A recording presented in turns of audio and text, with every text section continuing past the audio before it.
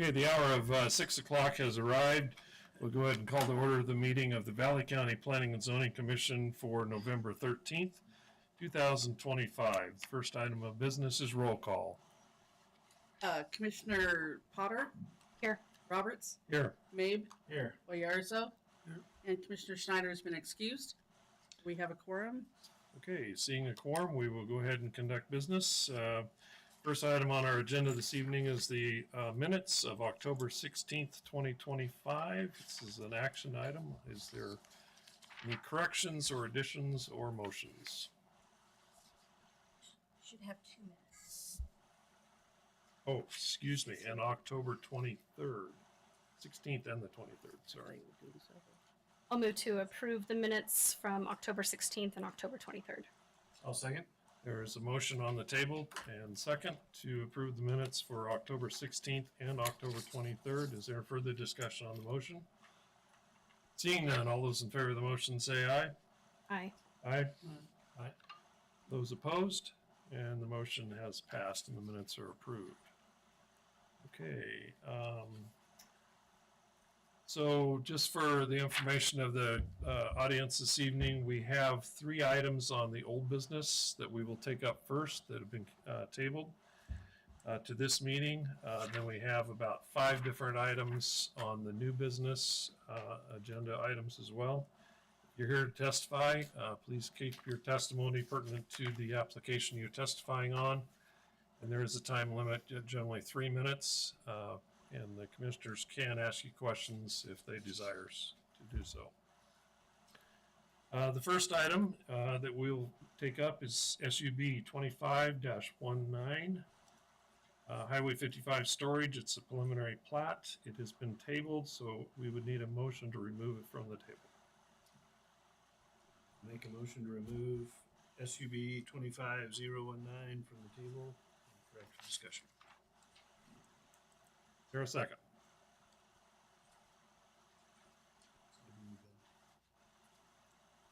Our second. Been moved and seconded to remove SUB 25-019 from the table.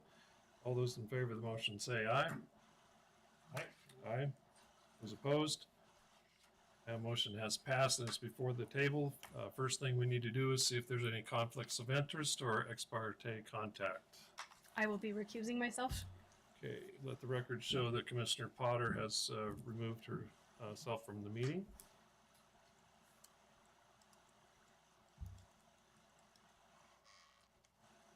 Okay, we will go ahead and continue this application.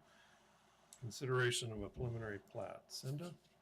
Okay, so the staff report for Highway 55 storage, the applicant is Pearson Storage Partners. The property is addressed at 14014 Highway 55. It's 28.5 acres and is for storage unit condominium subdivision plat for commercial use. On September 11th, 2025, the commission tabled the application to October 16th. Please refer to the previous staff report for additional information. Commissioners requested additional information from the applicant. Actually, they tabled it to November 13th. Right. We'll correct that on the staff report. Commissioners requested additional information from the applicant, which included a traffic study to ensure safety. The applicant should work with ITD, landscape and building renderings, a monitoring well added to the site, and determine if an easement is needed to deliver water through the site. On September 11th, the P&Z Commission tabled this. The public hearing was closed but can be reopened since new information has been submitted by the applicant. Legal notice was posted in the Star News October 23rd and October 30th. No additional submittals have been received from the applicant or representatives as of the preparation of the staff report. We received it after we prepared the staff report, so you've been all sent exhibits on this application. Agency comments received. Shirley Florence, Lake Irrigation District, stated the applicant and their engineers are working with the district boards regarding the district's easement through the site. Hendrick Conder, ITD, stated they've requested request for turn lane warrants has not been met. Hendrick Conder, ITD, stated they will need to review turn lane warrants that include traffic that will be generated from all parcels using the shared access point. The applicant will need to apply for an ITD encroachment permit and must meet ITD specifications for a commercial two-way approach. Installation of any landscaping within the ITD right-of-way will need a permit. Emily Hart, McCall Airport Manager, stated the site is 1.8 miles from runway 34 in the horizontal surface. The applicant should pre-screen for FAA Form 7460-1. Ryan Garber, McCall Fire and EMS, listed the requirements from the fire department. Shirley Florence listed requirements for the LID water assigned to the proposed subdivision. Annette Derrick, Valley County Building Official, stated a building permit will be required to convert the existing storage units to commercial uses. Brent Cope, Central District Health, stated a subdivision application, fees, test holes, groundwater monitoring, and engineering report are required.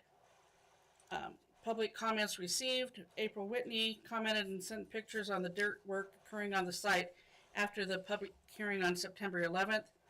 Mr. Bitten replied, and he stated the digging was occurring for underground electrical lines and propane tanks. Kathy Darnhart Hill, 14068 Pioneer Road, is opposed. The constructed storage units should remain for personal use. Highway 55 has been made more dangerous by the unlimited commercial development. A full turn lane from Lake Fork to McCall and a reduced speed limit are needed before approval of additional commercial development. Commissioner Potter should recuse herself from review of this application. Staff comments and question. The designated wetland is shown on the preliminary plat. The landscaping plan is only for the area along Highway 55. Additional areas requiring landscaping per Valley County Code, and it needs consideration by the commission. It does not make sense, however, to screen between the property line and Knob Hill or other commercial industrial storage areas such as Kessler's and the bus barns. Will landscaping be financially guaranteed? How will it be maintained? The code states future commercial and industrial development sites shall be landscaped in the first phase of construction unless a phase plan is approved by the commission. Who will own the common area, open area? What is the distance from the structure to the high water line of the ditch? The 140-foot irrigation use maintenance and repair easement termination must be approved by the Lake Fork Irrigation District in writing. A document vacating the easement must be recorded with the final plat. The application states the property has no water rights. This conflicts with a letter from the Lake Irrigation District. The applicant should clarify that. The name of the proposed subdivision must change. And I think they did that. Oh, a business named Highway 55 Storage already exists, so they'll have to change the name of this.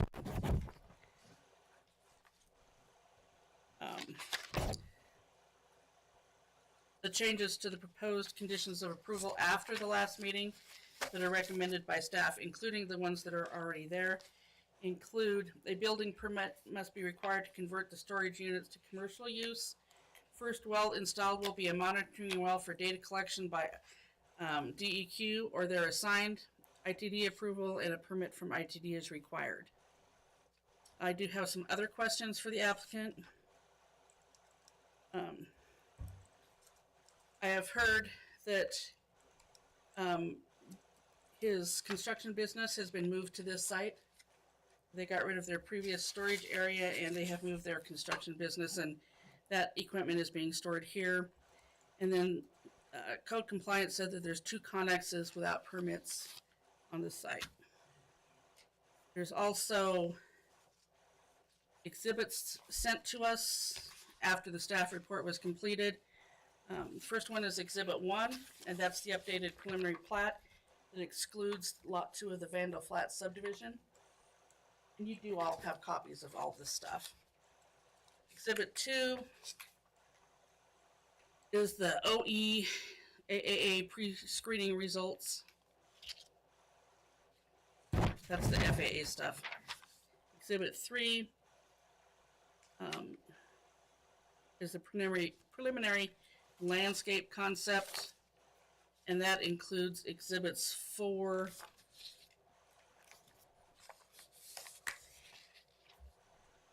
and you all have copies of this. And then exhibit 5 is a video that they would like us to play for the meeting. Rob, do you want me to play it now or I'll play it during my presentation. during your presentation? Okay. And that ends the staff report. Okay. Any questions for staff at this point in time? One on the IDT turn lane ones, are those usually met at this point in the process?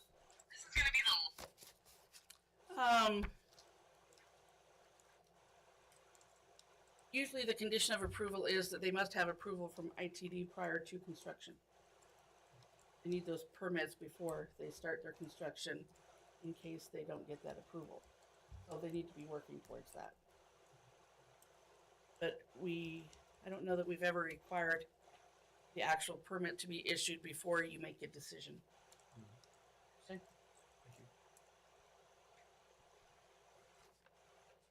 Thank you. Other questions for Cinda? Okay.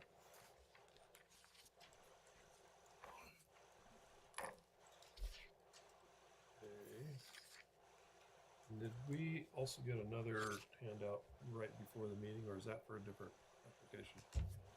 The one I handed you, is for tripod. Okay, all right. Okay, if no other questions for Cinda, we'll go ahead and, at the end, let me get a sense of what the audience participation is here. How many people are planning to testify on this particular proposal? All right. At this point in time, we'll go ahead and hear from the applicant. Rob Pear, Crestline Engineers, 323 Dinehard Lane, Suite C in McCall. Good evening, members of the commission, staff. Thank you for the opportunity to return and provide the additional information you requested regarding the proposed project, formerly known as Highway 55 Storage, which we are now referring to as Rocky Mountain Storage. Since the last meeting, we've carefully reviewed the commission's feedback and worked with staff, ITD, traffic engineering consultants, landscape architects, and the Lake Irrigation District to address your questions and provide further detail on the traffic study, landscape and building renderings, determining if there's an easement needed to deliver water through the site, and a monitoring well. Tonight, I'll briefly summarize the key updates and clarifications, and then we'll be happy to answer any questions or provide further detail as needed. The applicant's goal is to ensure the commission has all the information necessary to make an informed decision and to demonstrate their continued commitment to the project.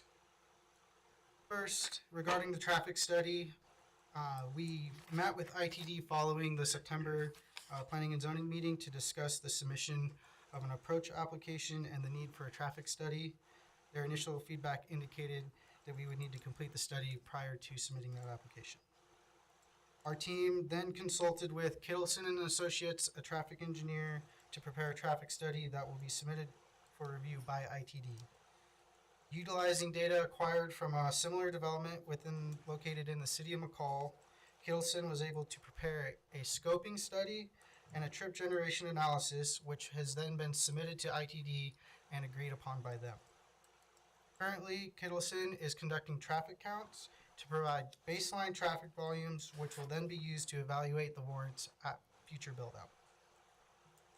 Based on the initial feedback provided by Kittleson, trip generation at full build-out for Rocky Mountain Storage is anticipated to be equivalent to approximately 12 single-family residences. When this is compared to other adjacent developments such as McCall Landing and Paradigm Storage, which includes 19 single-family homes and 121 storage condominiums, both of which have been approved for access by Valley County and ITD, it should be considered that the 105 storage condominiums in Rocky Mountain Storage will generate less trips. Once this analysis is complete and the final report is furnished, we should expect an answer from ITD in or around January. With that being said, staff has proposed conditions of approval number 10 and number 21, which establishes the requirements for access and use through the Idaho Transportation Department. We will continue to work through the application process with ITD and shall adhere to all requirements that they establish. Moving on to the landscaping, the applicant is contracted with Sterling Landscape Company and landscape architect Chuck Edwards to prepare a more detailed landscape plan and building and landscape renderings, which you all should have. At this time, Cinda, would you please play the landscape video?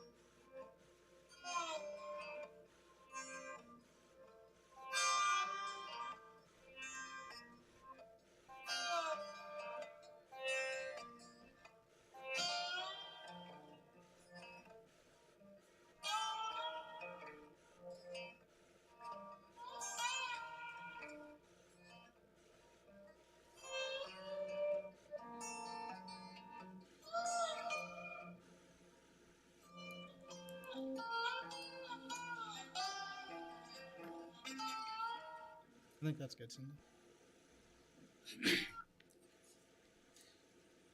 As you can see, the proposed renderings reflect the updated landscape plan and include the proposed pond, landscape berms, trees, rocks, shrubbery, and the snow fence as the applicant mentioned in the September meeting.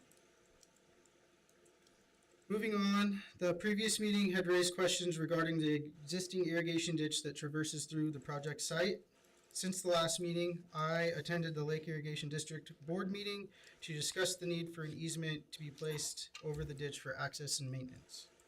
Lake Irrigation District did not make a decision at the board meeting and was looking into the matter a little further before making a decision. Should Lake Irrigation District require an easement, it will be included on the final plat and will be referenced in their final approval letter as noted in condition of approval number 11. Another option that was presented during the meeting would be referencing language specific to Idaho code on the face of the final plat. We will continue to work with Lake Irrigation District to provide an appropriate solution addressing the need for an easement. Lastly, the applicant does not have an issue with providing IDEQ or IDWR the right to monitor the first well that is installed. Just want to say thank you again for your time and consideration this evening. We appreciate the opportunity to return and provide additional information. Our teams worked diligently to address the questions and concerns raised at the previous meeting, and we hope that the materials and explanations we've presented tonight help you to make an informed decision to approve Rocky Mountain Storage. With that, I will stand for any questions. Great, thanks, Rob. Is there any questions for Rob at this point in time? A couple. So one, thank you for the additional information so we can get some sort of visual idea of what you have in mind for the frontage along Highway 55. Trying to describe that was much more painful than the pictures and video, so I appreciate that. The one thing that I still notice is we've got a very long, plain, brown metal building. We're going to be driving by and they'll see, if you've still got 8-foot berms, we're still going to see the top half of the building up there. The request would be, is there anything we can do to make the building at least a little more interesting, something rather than a flat brown sided building for several hundred feet along there? That's still an area that we're very attuned to trying to keep nice looking area, right? Mr. Park? I would maybe defer that one to the applicant. We didn't discuss any different changes in the building color and or type.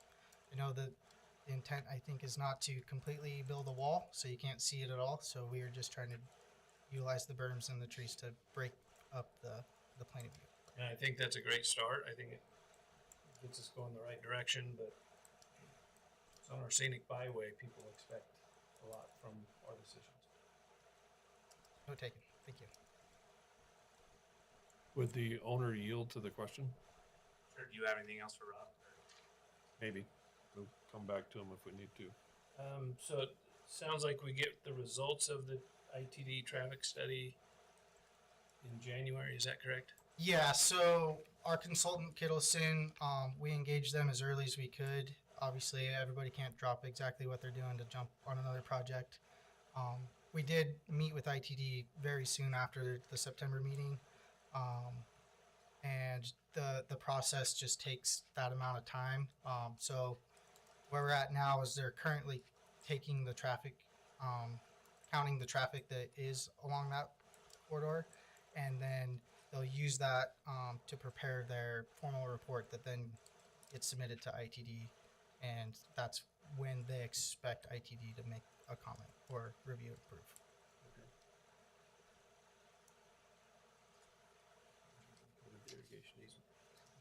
Thank you. Thank you.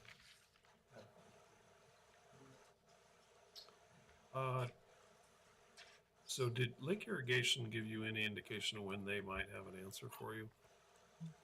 During the meeting, they hope to have an answer by the December board meeting. They just wanted some more time to look into that specific area of the ditch and whether or not they felt an easement was appropriate or if it could be handled with Their December meeting or the Lake Irrigation District. and December. when is that? Is that before our next meeting?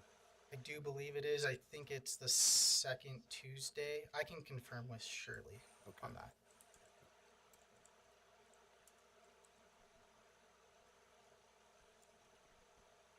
Okay, any other questions for Mr. Park? At this time, we'll go ahead and yield to the owner. You'd state your name and address for the record. Dusty Bitten, 14076 Morel Road. I'll start by answering Cinda's questions. We did recently sell our storage units we had over on Dinehart, and that's why the two connexes are there. We're putting all the stuff that we have from those units in there. We are moving some stuff into the storage unit building right now because we're going to be building some mezzanines in the back for future owners that are coming out 8 feet and 8 feet high. So we unloaded some scaffolding and some other things in there. And then the rest of the stuff will go in the connexes and get moved over to RMC yard. And we'll have to apply for permits to have them over there, I guess. So that's our plan with the connexes, getting them off there and moving our stuff in there. If you guys want to come check it out when we're done, you're welcome to it. So, Mr. Benton, the Connex storage is on this site at this time. It is, yeah. Okay, because we brought some stuff from our old storage unit, scaffolding and saws and nails and stuff we're going to be using to build the mezzanines. Unloaded that into the storage unit building, and then put the rest of the stuff in the connex. So we have two 20-foot connexes there that'll end up over at RMC. The appearance of the building, so it does have a two-tone, so it is black on the bottom, brown on the top, black fascia, and a black roof. So I feel like we've already done a pretty good job of breaking it up. Those two road buildings, we split them in the middle, so it used to just be one big long building. So we already lost a couple units in the middle. They're splitting them up. That's where our snow removal is going to come through, so that should do a good job screening. And those two buildings also provide screening from the interior of the project as well. So instead of you seeing those big buildings in the middle that are double-sided, you'll just see these single buildings as you're coming up the road. Also note that what you'll see on this side is the eave side, which is the lower side of the building. So you're not going to see, 35-foot tall building there. You're going to see an 18-foot eave on the Highway 55 side, along with the trees and shrubbery and all the things that are going to get planted along there. So it'll really be no different than what's been approved across the street at Paradigm Storage. And then one thing I just want to clarify too is on the well, we're not going to dig or drill a well specifically for DEQ. When we do drill a well for our water that we need for our bathrooms, we have 2 bathrooms slated on either end of the project.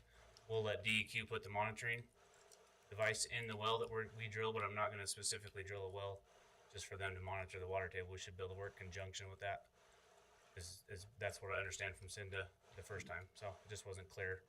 It sounded like we were going to be forced to drill a well. Okay. And then the other thing I just wanted to address was a ditch that we seem to be coming back to for an easement.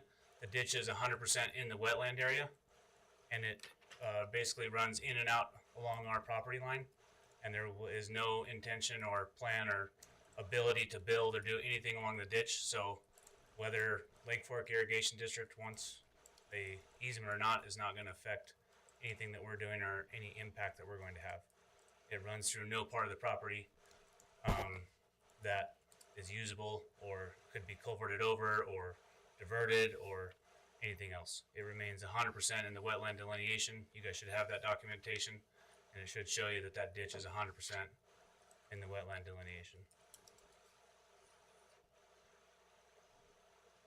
So I have a question on that particular issue. Where's the access for that? For that ditch, Mhm.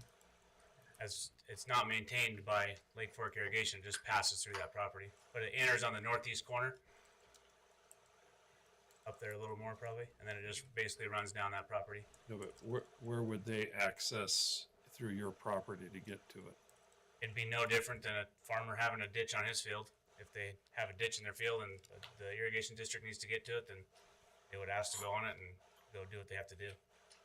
It's not a canal, it's literally a ditch. So the only access that I know of that Lake Fork Irrigation has access to is the Clara Foltz ditch or whatever ditch they have that runs up and down by Lake Fork there.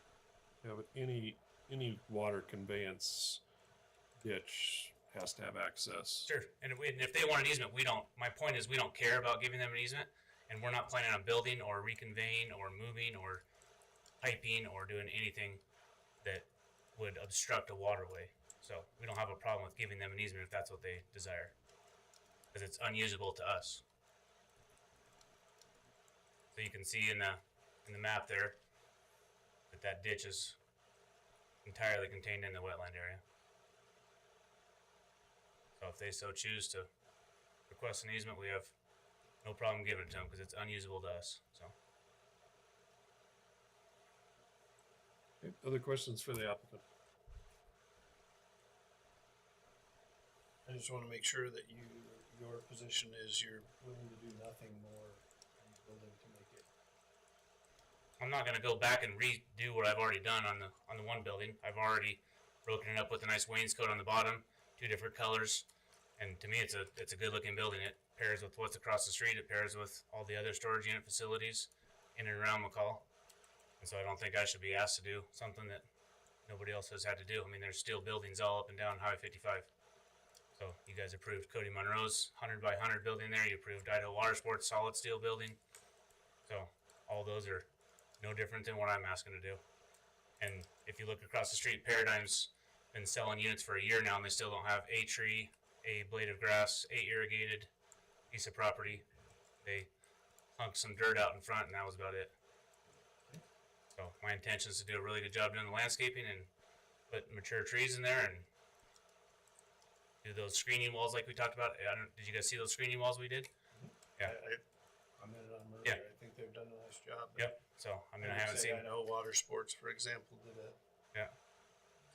some significant work to make their building more appealing Sure. as you went by with the timbers, Yeah. etc. that they had. Yes, it's a metal building base. Yeah. But beyond that, there's some significant design changes that they did to Sure. beautify the buildings. With no screening to the 200 by 300 foot buildings behind them that you can see directly from the highway. Understood? Yep. They're away from the highway, as you mentioned. Yeah. I just want to caution us that we're considering this application not compared to other applications Fair. for previously, so. Okay, other questions for the applicant? Okay, thank you. At this point in time, is there anything else from the applicant for presentation? Good. Thank you. Okay. At this point in time, since there is new information that has been provided to the commission, we will go ahead and give the public an opportunity to testify again. Is there anyone wishing to testify in support of the application? Is there anyone interested in testifying who is undecided? Is there anyone interested in testifying who is opposed? Okay, let the record show that there was no public testimony. We will go ahead and close the public hearing and bring it back to the commission for deliberations.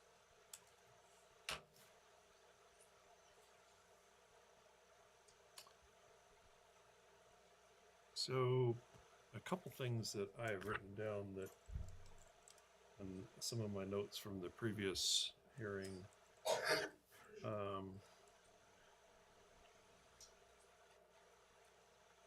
Deal with the ITD in the traffic study. There's been several applications that we've had where we actually have had the not the answer from ITD, but we've had the results of a traffic study prior to making a decision. I'm very interested to hear what Lake Irrigation preference is, what kind of access they need.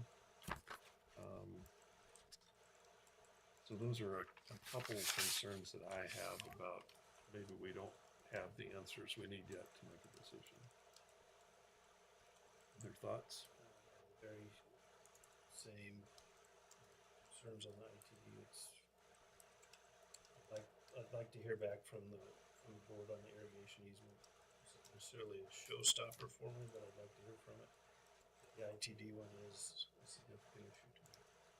I'd like to have the results of that traffic study.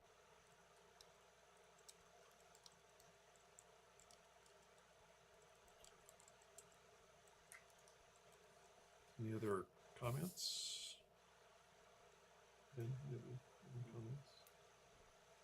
One of the things that I think, based on the information that the applicant has proposed, they can get an answer by January from their traffic study.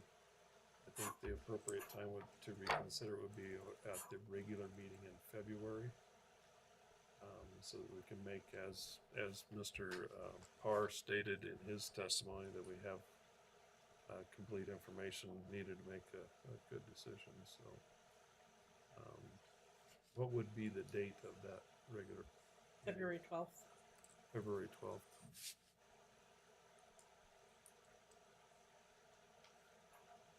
At 6 p.m., right? Yes.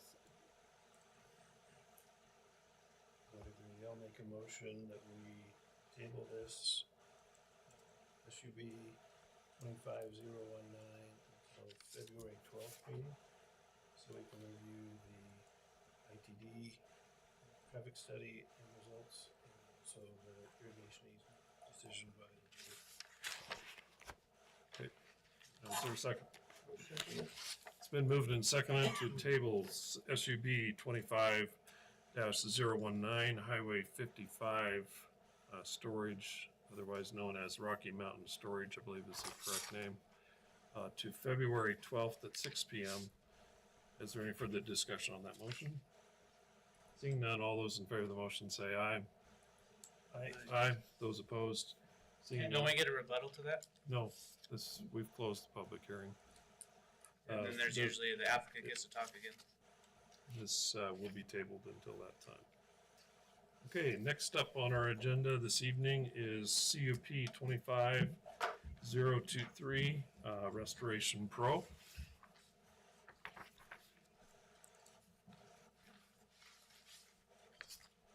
First thing we need to do is see if there's any conflicts of interest or expert contact. Is there any on this item? No. None here either. This was tabled from October 16th to November 13th, correct? Yes. So we need a motion to remove it from the table. You can make a, since I wasn't here for that meeting, I'm going to refer to the others to make a motion.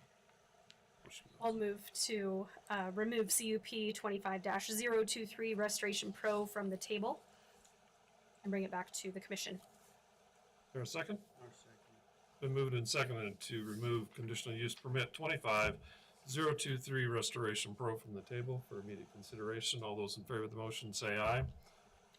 Aye. Aye. Aye. Those opposed, motion has passed and we now have it before us. Cinda. Okay, CEP 25023 Restoration Pro. This is the addendum to the original staff report. The property is addressed at 13995 Highway 55. It was tabled from October 16th. You should refer to the previous staff report. The information requested was for a revised site plan and then confirmation of maximum number of vehicles and equipment at the site. A legal notice was again posted October 23rd and October 30th. No additional submittals from the applicant were received by the time the staff report was completed, but since then we have received additional information. On the screen is the updated site plan. Agency comments received. Brent Cope, Central District Health. He said the septic is currently sized for a 2-bedroom home. The addition of employees or adding a source of an extra wastewater may require the septic system to be increased in size. ITD stated landscaping within the ITD right-of-way requires an encroachment permit. Any business signage within the Highway 55 right-of-way will need to be permitted through ITD. The driveway is unpermitted and does not meet requirements. Since the parcel has local road access on Garden Lane, the applicant will be required to close the approach on the highway, and then ITD reserves right to make further comments. Shirley Florence, Lake Irrigation District, stated the parcel has delivery ditch running through the property to deliver water to downstream users. The site does not have water rights. An irrigation easement includes the ditch and enough land along one side to allow access for operation, cleaning, maintenance, and repair, and that should be at least 15 feet. Any water runoff cannot enter into the ditch by law. And then public comments received. Alicia Heaton is opposed. Business owners live at the other commercial sites that operate in the neighborhood, and concerns include traffic and changing the feeling from a neighborhood to a business. Staff comments received. I already entered all this stuff into the record. You were just looking for an updated site plan, Correct. so I won't go into that. This is the updated site plan. This is the house. You can see they've closed the access onto 55. In the future, if they remove the garage that is here, they will put their shop here, and this is their parking area. Cinda, are the two accesses onto Garden Lane in those blocked areas? Is that what I'm reading? That's what it looks like. Okay, This is what it looks like today. okay. Now I've lost my place. Sorry about that. Okay. Don't mean to Simple. interrupt you. I'm simple. You're on a roll. Yeah, this is the current layout. They plan on putting a dirt berm with some trees and rock bark. There's a pine tree here, and they'll kind of put some berm and landscaping here along Highway 55. And that is what was submitted. Right now, the current proposal, if they don't build the shop, in the future will be, here's the garage, here's the parking, ditches over here, this is the setback, and they will have to do some kind of site grading, stormwater management plan to keep any runoff out of that ditch system. And that ends my staff report. Did you, Cinda, did you pick up the I didn't, runoff you from, go grab it, please? from the off of the site into the ditch? Did you pick that up as a conditional approval? Let me look. I thought you were looking for this.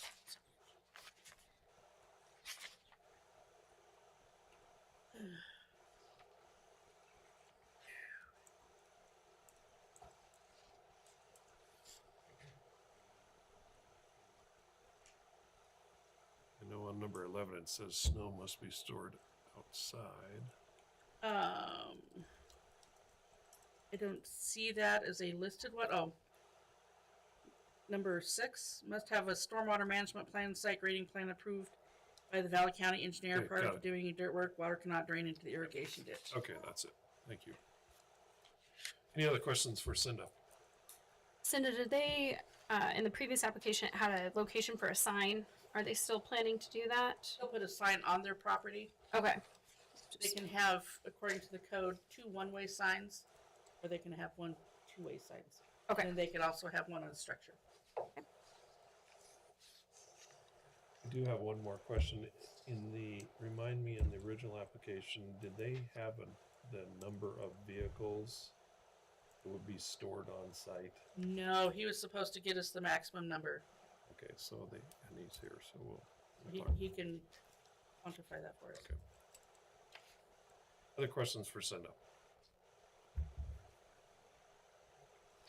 Okay, seeing none, we'll go ahead and hear from the applicant. You'd come in. Oh, I'm sorry. Oh, wait a I'm second. sorry. Hold it. Exhibit 1 was the letter from Alicia Heaton. And then Exhibit 2 was from Matthew Evans with the presentation I just gave. I just wanted those exhibit numbers in there. Now I'm done. Sorry. Okay, where's the?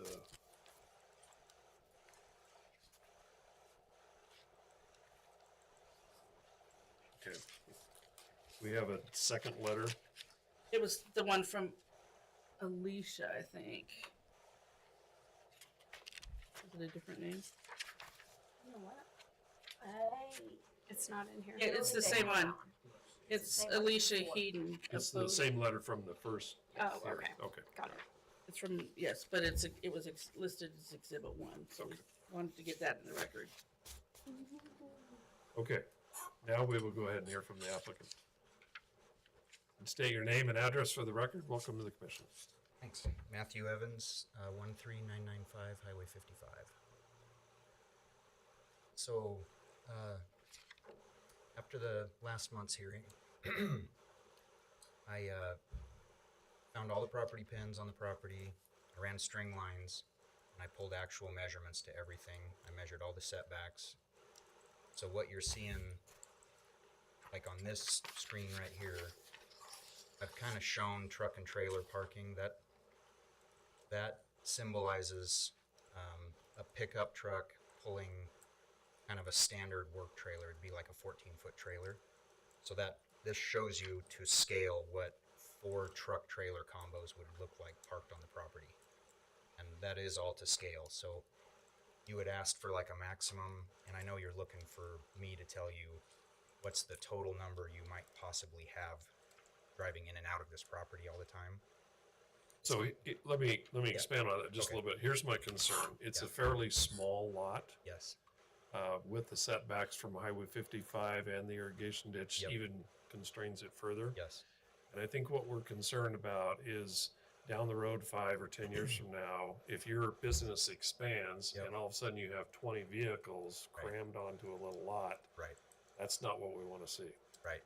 And Okay. so we need a reasonable number of vehicles that will be on site, I see. that works for you, that Mhm. also works for the county and your neighbors. Okay. Well, I guess what I've shown you here, this isn't going to totally answer your question, but all I foresee in the near future is like 4 truck trailer combos. That would be a significant expansion for me. Okay. Now, And if at some point in time in the future, that would be something that the site could accommodate and you want to expand that, the people sitting in these chairs in future years could accept or reject a request for more vehicles. Right, okay. And I know, and again, this may not be exactly what you were looking for. I tried to kind of take your feedback last time and give you some possibilities of what could happen. And then I'm not super familiar with all the codes and stuff, so some of what I sent you might be, I know everything's to scale, so at least we got that going for us. The easement off the ditch is correct. Where I outline the setbacks, that kind of trapezoid looking, that is the actual usable setbacks sent to me by the office. So, and then that other slide that she had up first that shows a possible future, yeah, this one. This is just me spitballing. I do not have a plan to do this. There was some discussion in the last meeting about if you were to do something in the future, what would that look like? So I'm sitting in my office like, well, if I could do anything I wanted to do, this might be something I would come up with. Again, I'm not real familiar with all the code stuff. So it was like, you know, you have to have a parking space for every 250 square feet of new shop space, is the way I understood it. So I tried to make the parking work with parking spaces in a future shop. I have no plan to build this, but if my business grows and I need to build something on it, I was just trying to come up with an example of what maybe I would do if I could. So that's what you're seeing here. I know the Highway 55 access has to go away no matter what, so I can just landscape across that in whatever, however you guys want to see it done.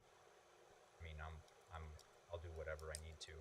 I know there's a certain number of trees of a certain size per 25 feet, or so I have all those details, and I'll do whatever I need to along the highway and along Garden Lane. On this slide here, where it shows kind of a future maybe what could happen, that access to parking, it's next to the house. That's where the current driveway already is. So that access already exists. And if the shop or the existing garage got demoed, that's just extends that driveway through where the garage currently sits and allows access into the parking lot. So that's kind of where I came up with that idea.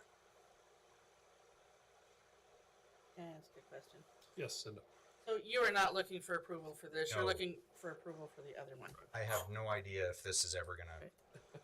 I Let's go felt back like to coming this. out of that last hearing, you guys wanted to see, well, what do you have a vision for here? What are you know?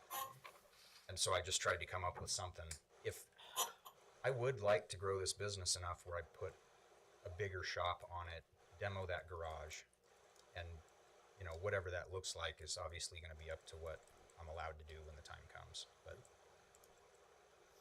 I think there's some constraints that would probably restrict the amount of percentage of coverage on the site itself on the lot. So those are things that you could take up with Cinda Okay. in the future. And Yeah. that would probably require them to come back, I suspect, Cinda. An amended CUP. Sure. Yeah, and I'm So- aware of that. Cross that bridge after you grow the business. Yeah. But what you're seeing on this slide is essentially what I'm proposing to do right now, is be able to just park several trucks and trailers on it as needed for my crews to come and go. There's no retail, we'll utilize the existing house as an office. But there won't be customers coming to the property. I've been doing this for a long time in Boise, and we never have a client come to our office ever. So it's not designed it's really designed just as myself and my employees would come and go as needed for work. Just because question, I guess, because we did have one person respond, they were concerned with the traffic. Yep. You will be accessing Garden directly to Highway 55. You don't go the other direction on No. that road for No. any reason. Yeah, nope. So you're not passing any other neighbors or anything. Nope. It's literally I've got, in front of the house. as you're looking at that map, Garden Lane would be at the bottom. I've got one residential neighbor that's directly across Garden to the south. There are no other neighbors that we would be, and that house is set way back off of Garden. So, yeah, we're not driving by anybody's house. And it's literally 100 feet from Highway 55 to the turn in. So it's like in that letter, I'm forgetting her name, the lady that wrote the letter. Alicia. Yeah. I'm sure she lives back off of Garden in that neighborhood somewhere. And there are a ton of businesses that operate back in there. There's a big tree service, landscaping company that runs tons of dump trailers, and all day long they're driving by on Garden Lane. But I understand her point. She says in the letter that if anything comes up, I'm not there full time, so there could be problems. And I understand the concern, but I think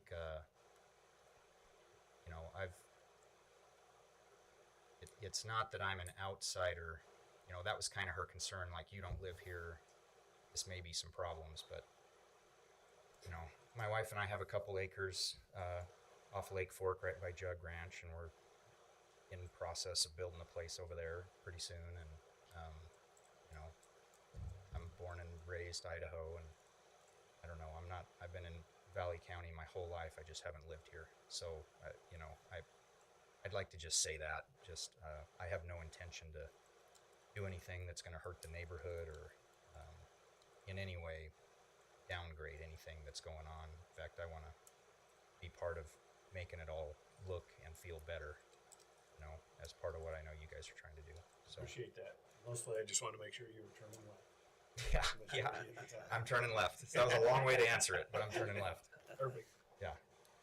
So, Matthew, I want to follow up on the, would four, I'll call them combination, truck trailer combinations work for you? Yeah. Okay. And here, so I picked up on three things. One is access from Garden Lane to Highway 55, as Mr. Mabes' point. Obviously, if it's an emergency, you have to go the other way, but that limit the number of vehicles to 4 combination work vehicles, and then no retail on site. It's the 3 that I picked up. Anything else you want to present to us? I think it's all laid out there for you. Great. You know, just Appreciate the detail drawings. It's very much appreciated. they are to scale. I can Yeah. confirm that. They, So- they look like they're to scale. Okay, thank you. We'll go ahead and, because this was some new information brought before us, we'll go ahead and open the public hearing one more time. Is there anyone here that would like to testify on this topic at all? Okay, so seeing none, I'm gonna ask that the record show that there was no one to testify either in favor or oppose or undecided. We'll close the public hearing, bring it back for deliberations amongst the commission. Commissioners, what's your pleasure? Additional information, I didn't see any concerns as long as we have the additional 3 conditions. Agreed. I like it. Any motions? Hold it, I changed the first one to a maximum of 4 truck trailer combinations and 2 office employee vehicles. Yeah, that's fine. And for the employee parking is, So, to so accommodate you want those. 4 office employee slash, Yes, um, I would say 6, 6 because if you, employee vehicles, okay. 6 employee vehicles and then the 4 on site. Okay, I'll make a motion to approve CUP 25023 Restoration Pro with the proposed conditions of approval as discussed. is there a second? I'll second. It's been moved and seconded. Any further discussion on the motion? Seeing none, all those in favor say aye.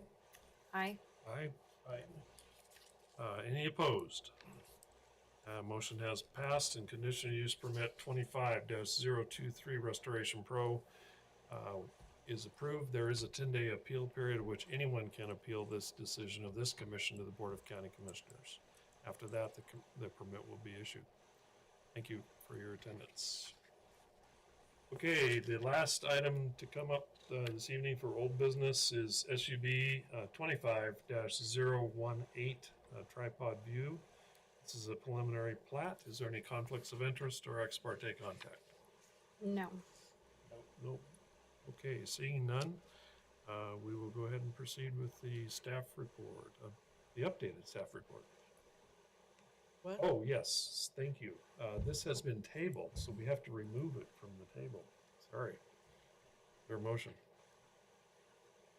I'll make a motion to remove SUB 25-018 Tripod View from the table for active session. I'll second. Been moved and seconded to remove it from the table. All those in favor of the motion say aye. Aye. Aye. Those opposed, it is removed from the table and for immediate consideration. Now, Cindy, you're on. Thank you for keeping me straight. Okay. Staff report for Tripod View preliminary plat. The applicant is Steve Emerson. The property is located in the northeast quarter of Section 13, Township 10 North, Range 2 east of the Boise Meridian. The size of the property is 46 acres, and this is for a 12-lot, single-family residential subdivision. On October 16th, P&Z Commission tabled this to November 13th. Additional information requested was from the applicant to include information on wells, structural fire protection, and water sources for fire suppression.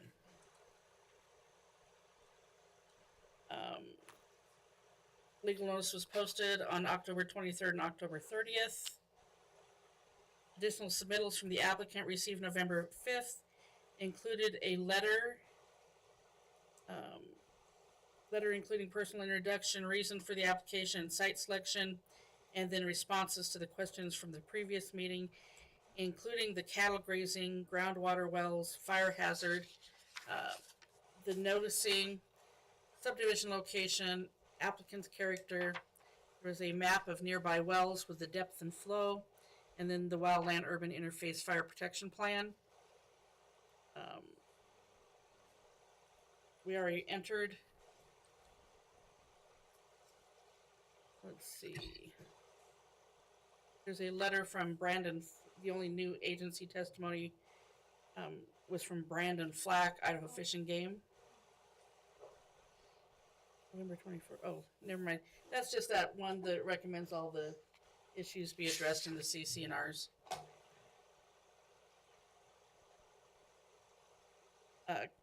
Public comments received.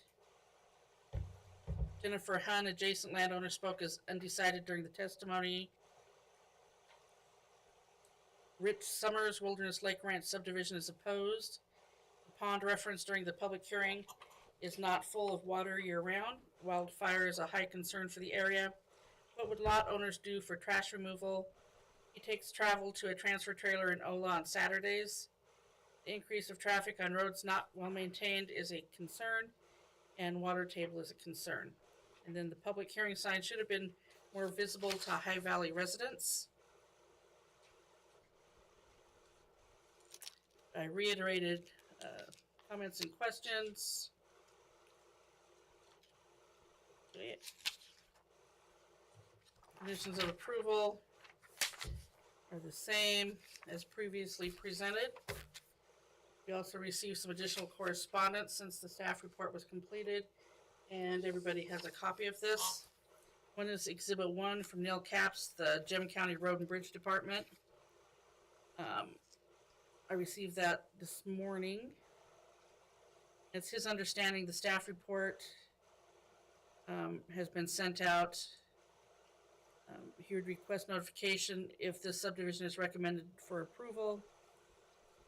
He would request Gem County Road and Bridge be notified of any future proposed development applications in High Valley area. Exhibit 2 is from Kim Minter, and her husband own a cabin in the Marster subdivision. They've noticed a significant increase in traffic and dust from the road over the past few years. Driving is more difficult and dangerous. She understands that there's a lot of growth throughout the state. However, she believes it's important to consider what this area means to the current residents and the ways in which the quality of life in High Valley will be negatively impacted. Exhibit 3 is from Barbara McNeil and Harold Miller. And they've had a cabin since the 70s. They opposed the approval of the subdivision due to adverse impacts on High Valley use, residents' health and safety, and availability of public services. They're concerned about increased risk of wildfire. There's no year-round access on High Valley Road. And they have been unable to get dust mitigation on the existing road. Exhibit 4 is from Art Lee. They've had property for 25 years. The road's narrow and in worse shape since the amount of traffic on the road has increased tremendously. The new subdivision will make matters worse. And he avoids the summer and spends time there in the winter. And then Exhibit 5, which we just received tonight, is from a gentleman in the audience, and I will let him present this. But he wanted you to have it because it does have the picture.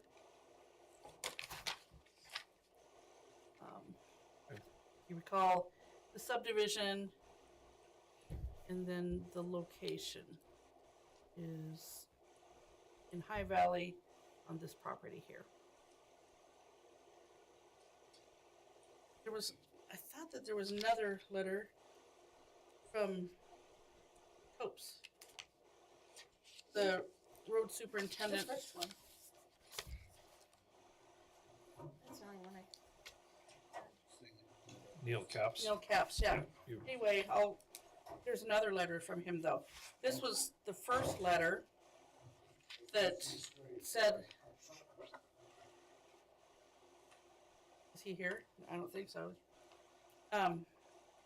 That said he wanted notice of the next hearing, and I responded back to him that there was not another hearing, that the P&Z Commission decision was final unless it's appealed to the board. He said that's different than what they do in Gem County. And so then he submitted a paragraph, and he's strongly opposed to it. He's concerned about maintenance and mitigation on the portion that's in Gem County, on the road. The part from, I Right. guess, Ola to, Let me clarify. The reason it's an issue in Gem County is during the winter time, the access coming over to Smith's Ferry is not opened well, there's that and the summer use also. in the summer. He didn't specify that it was just winter, even though there's, that's the sole access. Similar to what we require an applicant to work with ITD, it's something that we could certainly require the applicant to work with Gem County for their impacts. But we cannot require them to pay impact fees or anything like No. that. But that's something that we could have them work out with Gem County and then have Gem County show us that they've got some sort of approval. We don't do this all the time with other counties. Some in Adams County, haven't we? No,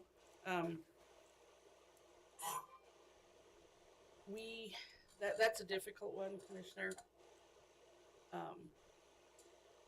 Because we have no control over that. We don't elect those officials. Right. And if you require them to, they could require, $2 million to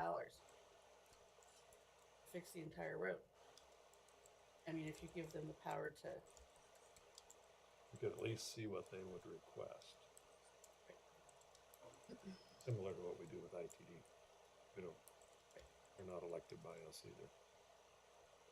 that they can approve approach on their highway. Right. Gem County could stop, maintaining that 8 miles too. Kind of a new territory for us, literally. Absolutely. I'll try to track down that email. Okay. Other questions for Senda at this point in time? No.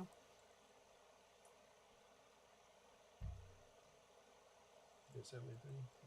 I think Yeah, actually, I'm gonna ask Cinda. Can you? I want to make sure I'm oriented correctly here. Can you point out the road coming in from Ola High Valley? That's It's okay. That's over what here. I thought. Okay. Here's I'm just the making sure I knew which one. border. It's about 8 miles from Ola to the county line. Here, this is the only access in the winter. In the summer, you can go this direction. You can come out Smith's Ferry. Sage Hen is right up in this area also. Right here. That's a recreation area. which ties clear into Snowbank Mountain Road. Yes, you can go clear up West Mountain and go over into Indian Valley. It's a recreation mecca back in this area.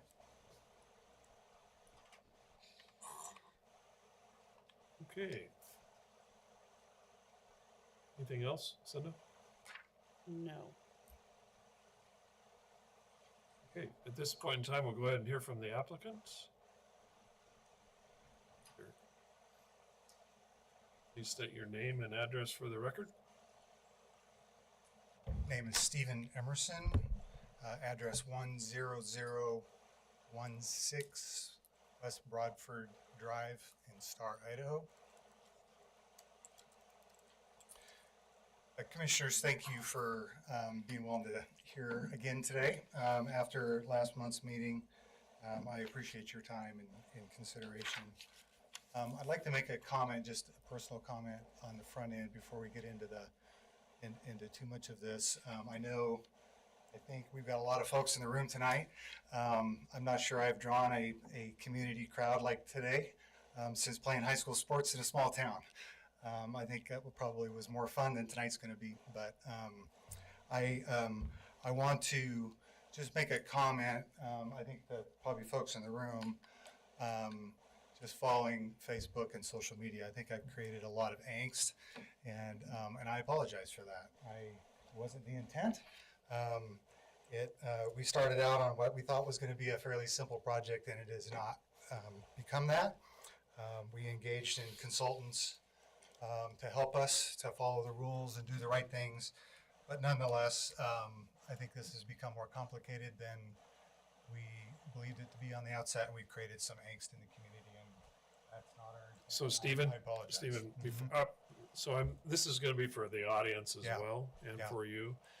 So this is a quasi judicial hearing process, and you need to make sure you address all your comments to us. Great. Thank And you. As you testify, make sure that they're addressed to us. Thank you. Thank you.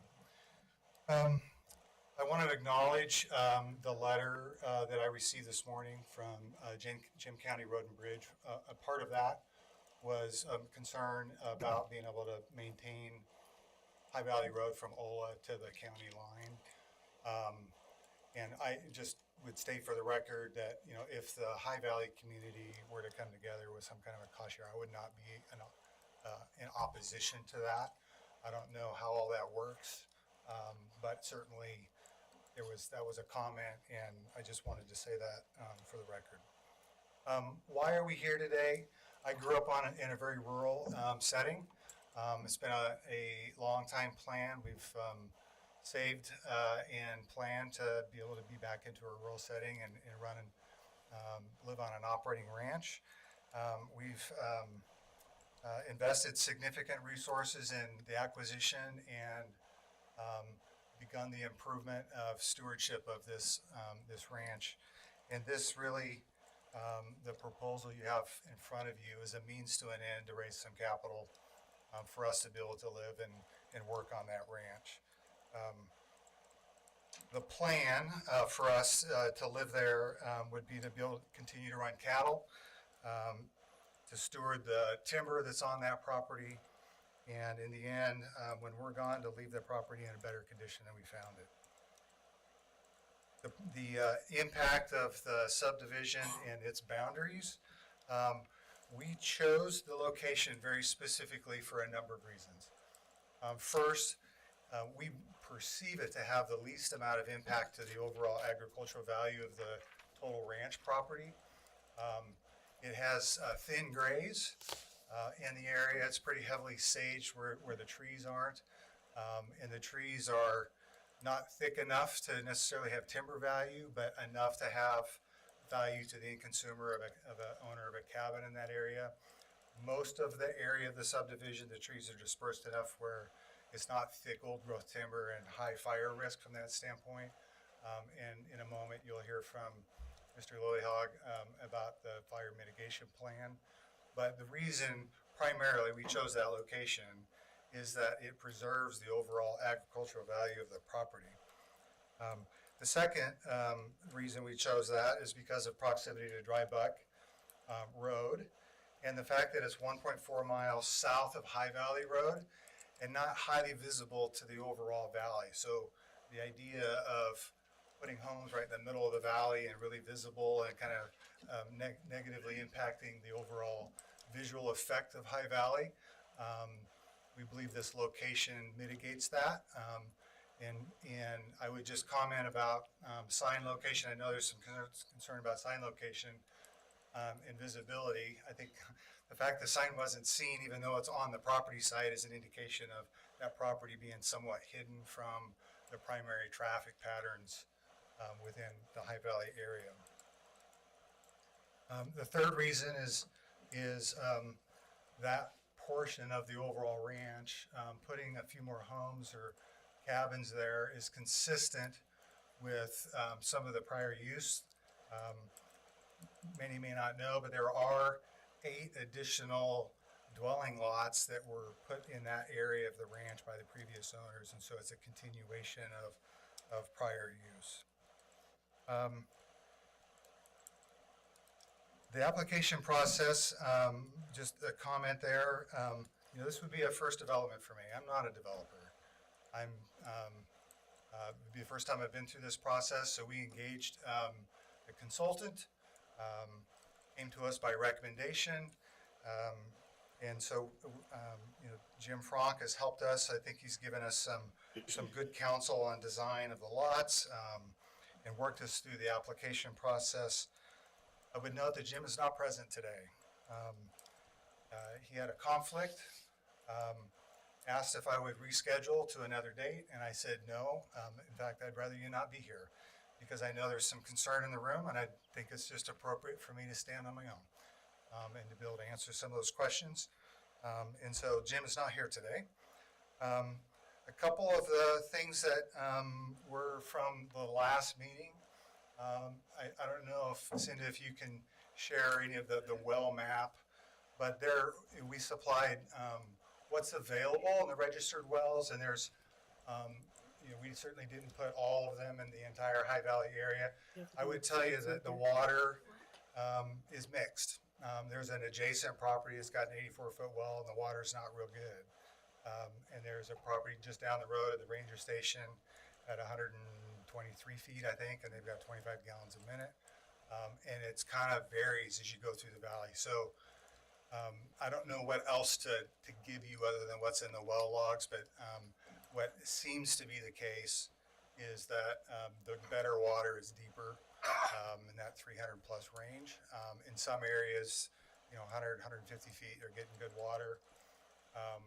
I know there's some concern always when you do stuff like this about the effect of other wells.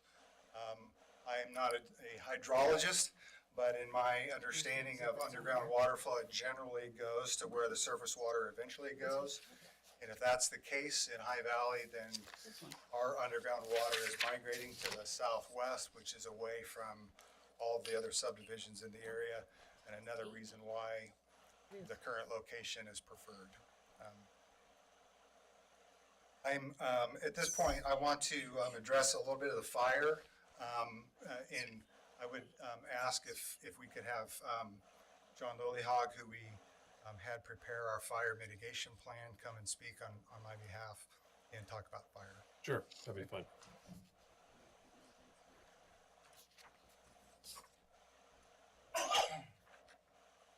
You'd state your name and address for the record. John Lolihog, 1303 Ponderosa Street in McCall. I'm here to kind of talk about the fire mitigation plan that's part of this subdivision ordinance and stuff that I had developed. First, I'll just kind of give an overview of the property, the total property that Mr. Emerson has there. Of the 640 acres, approximately 640 acres that he purchased, roughly 430 acres in that neighborhood is timbered. The rest is open pasture land or grazing land, consisting of grasses, native grasses, and sagebrush. Timberland has been managed over the years as a tree farm, basically. They've done a really good job of keeping up with the thinning of the property as it's needed on a fairly consistent rotation in that, and making some money off of the timberland as well as grazing yearly on the property. So basically, it's in a fairly good shape, timberland-wise, I'd say, as far as wildfire risk. It's been thin, been opened up enough that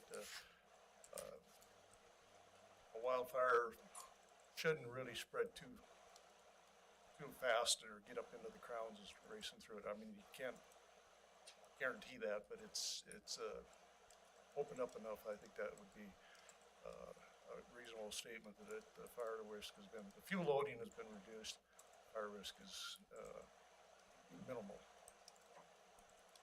The vegetation makeup of the proposed subdivision basically is about half of it is what I'd consider 100% forested. In other words, there's basically all trees on it with a component of grasses underneath.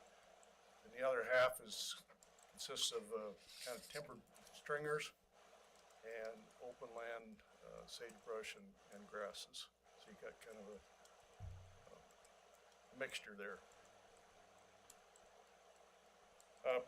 Access is going to be provided off the Dry Buck Road onto an existing road, which in the plat shows as Haven Ranch Road, or it's going to be called that, I believe. This is a native surface road at the moment, and it provides access to at least 4 parcels, private parcels on the south side of it, as well as the south end of Mr. Emerson's ranch. This road will be reconstructed to meet county standards, private road standards, and at that time, it'll be a dead-end road, but it will, and there will be 2 short spurs off the kind of the top end of it that will access a lot of the lots in there. These will have the appropriate turnarounds constructed for them to meet fire apparatus rigs.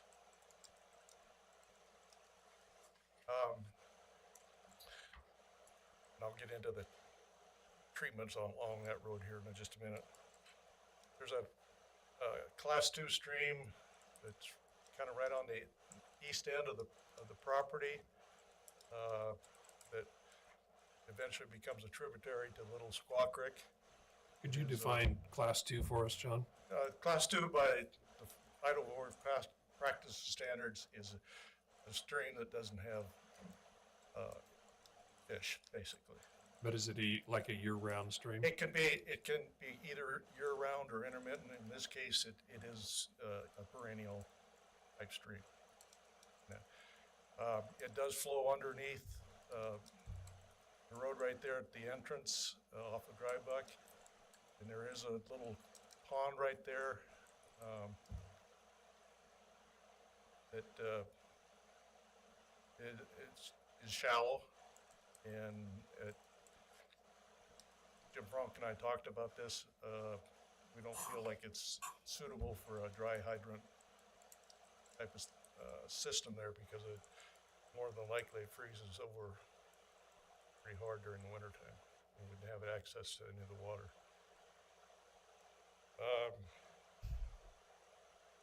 There's a lot of water sources throughout High Valley. There's numerous ponds. There's a lot of streams through there that can provide a source of water for drafting for fire engines, wildland fire engines, or some of the ponds can provide dipping by aircraft and stuff like that. So I think there's plenty of water sources there for wildland firefighting sources to use. John, while you're discussing that, there was a second pond on the site up in the treed area. Are you familiar with it? Mm-hmm. And does it have the capability of a dry hydrant? It's shallow also. Okay. It's just be just off the border of the the subdivision. I think it's that road right there where you got, there it is, the ponds, right? This is? No, let's go south. So I'm sorry. Further south. Just a little bit more, right there. That's just off the, on the north side of the subdivision. Okay.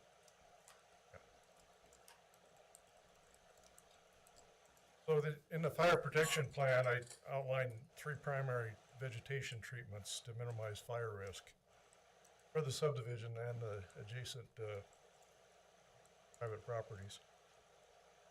Number 1, currently the land is grazed and will be continually be grazed as part of the management regime that the landowner has for the entire ranch. And that's helping to minimize the fire risk by reducing the fire load during the summertime.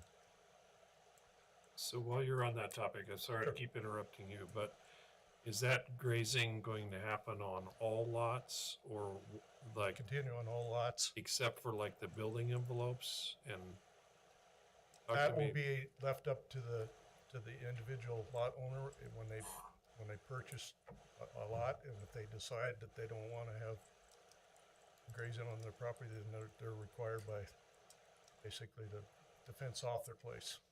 If they don't want grazing, they'll have to fence it off. But the landowner's planning on continue grazing everything through the outside of the subdivided Outside. area. including the subdivision area. He'll graze that area with it, but if the individual lot owner wants to, he buys a lot, if he doesn't want cows on it, he's gonna have to fence Got it. it off.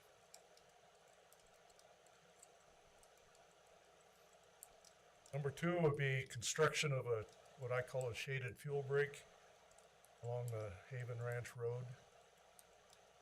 The shaded fuel break's gonna what we're looking at is putting it on each side of the road at a distance of 20 to 30 feet wide where it's feasible. And they're realizing it's gonna be, we don't wanna get into the adjacent private owners there, but wherever we can put it along that road, we'll put a shaded fuel break. And what I'm looking at there is, for example, the young, smaller trees, we'll space them out 12 to 15 feet apart or more, and try to get a distance of a 10-foot crown distance between trees. The lower limbs will be pruned up for a distance of 68 feet off the ground, but still leaving at least 40% of the crown to keep the trees alive and stuff like that. But the larger trees, we space those out further, 20 to 25 feet apart. Do same thing with the pruning the lower branches, but go up a little higher because some of those limbs lay down quite a distance. So maybe get a distance of 8 to 10 feet pruning on that. Again, what we're trying to do is open that piece of ground up, so we increase the crown spacing, thereby keeping a fire from getting into a crown fire or getting into that situation. If you keep it on the ground, it's a lot easier to suppress. And then all the slash and debris that's created during the project will be disposed of in a proper manner. So that's it for the shaded fuel break.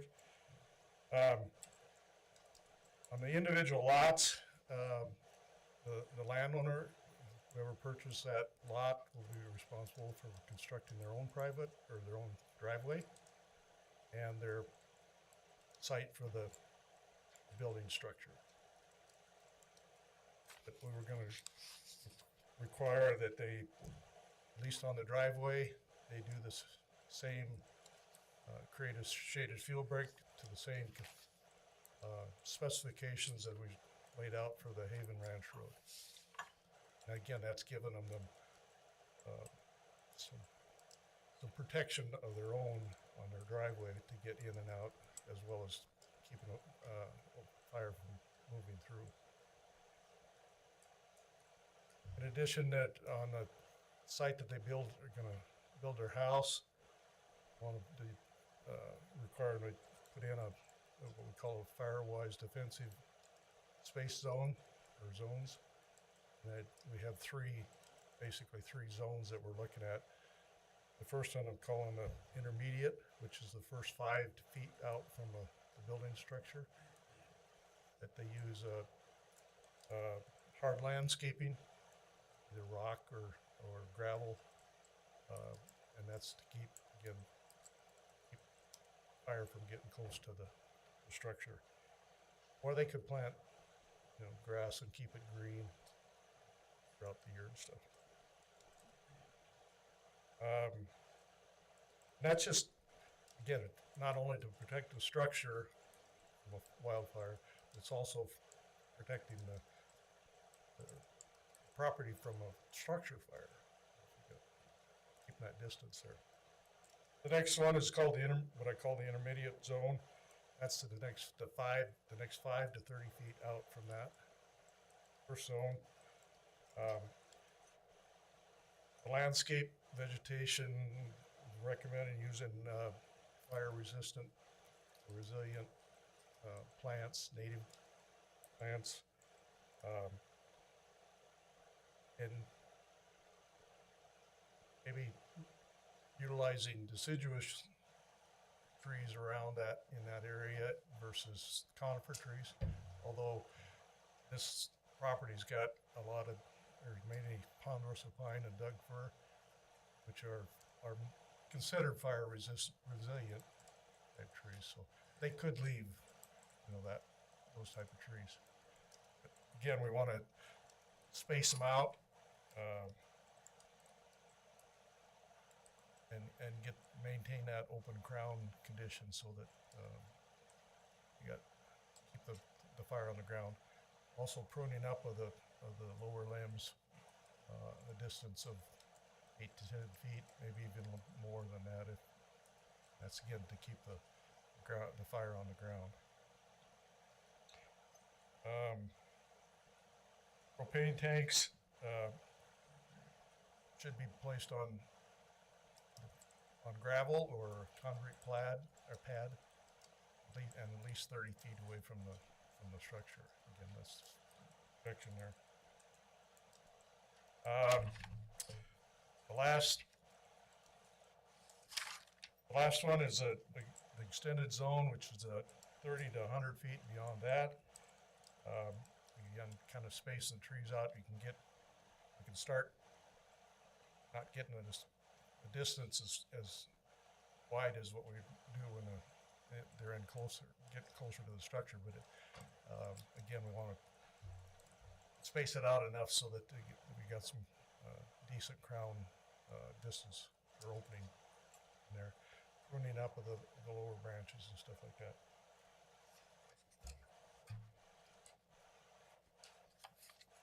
We feel like the vegetative treatments mentioned along the access road and driveways will reduce the fuels and provide safety-wise as far as getting in and out on the road driveways and creating a fire break or a fuel break to keep wildfire or minimize risk of wildfire.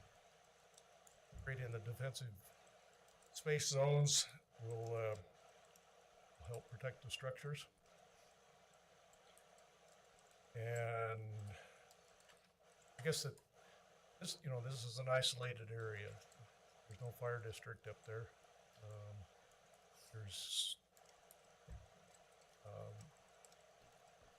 I feel like the lot owners or the lot owner is going to need to take some responsibility of his own. He's going to build a house out there. He needs to look at using the right building materials and maybe even going as far as potential addition of fire protection systems for the house. I feel like this could be, most of this can be addressed by CC&Rs to ensure that this is going to happen to the landowner, or for the lot owners to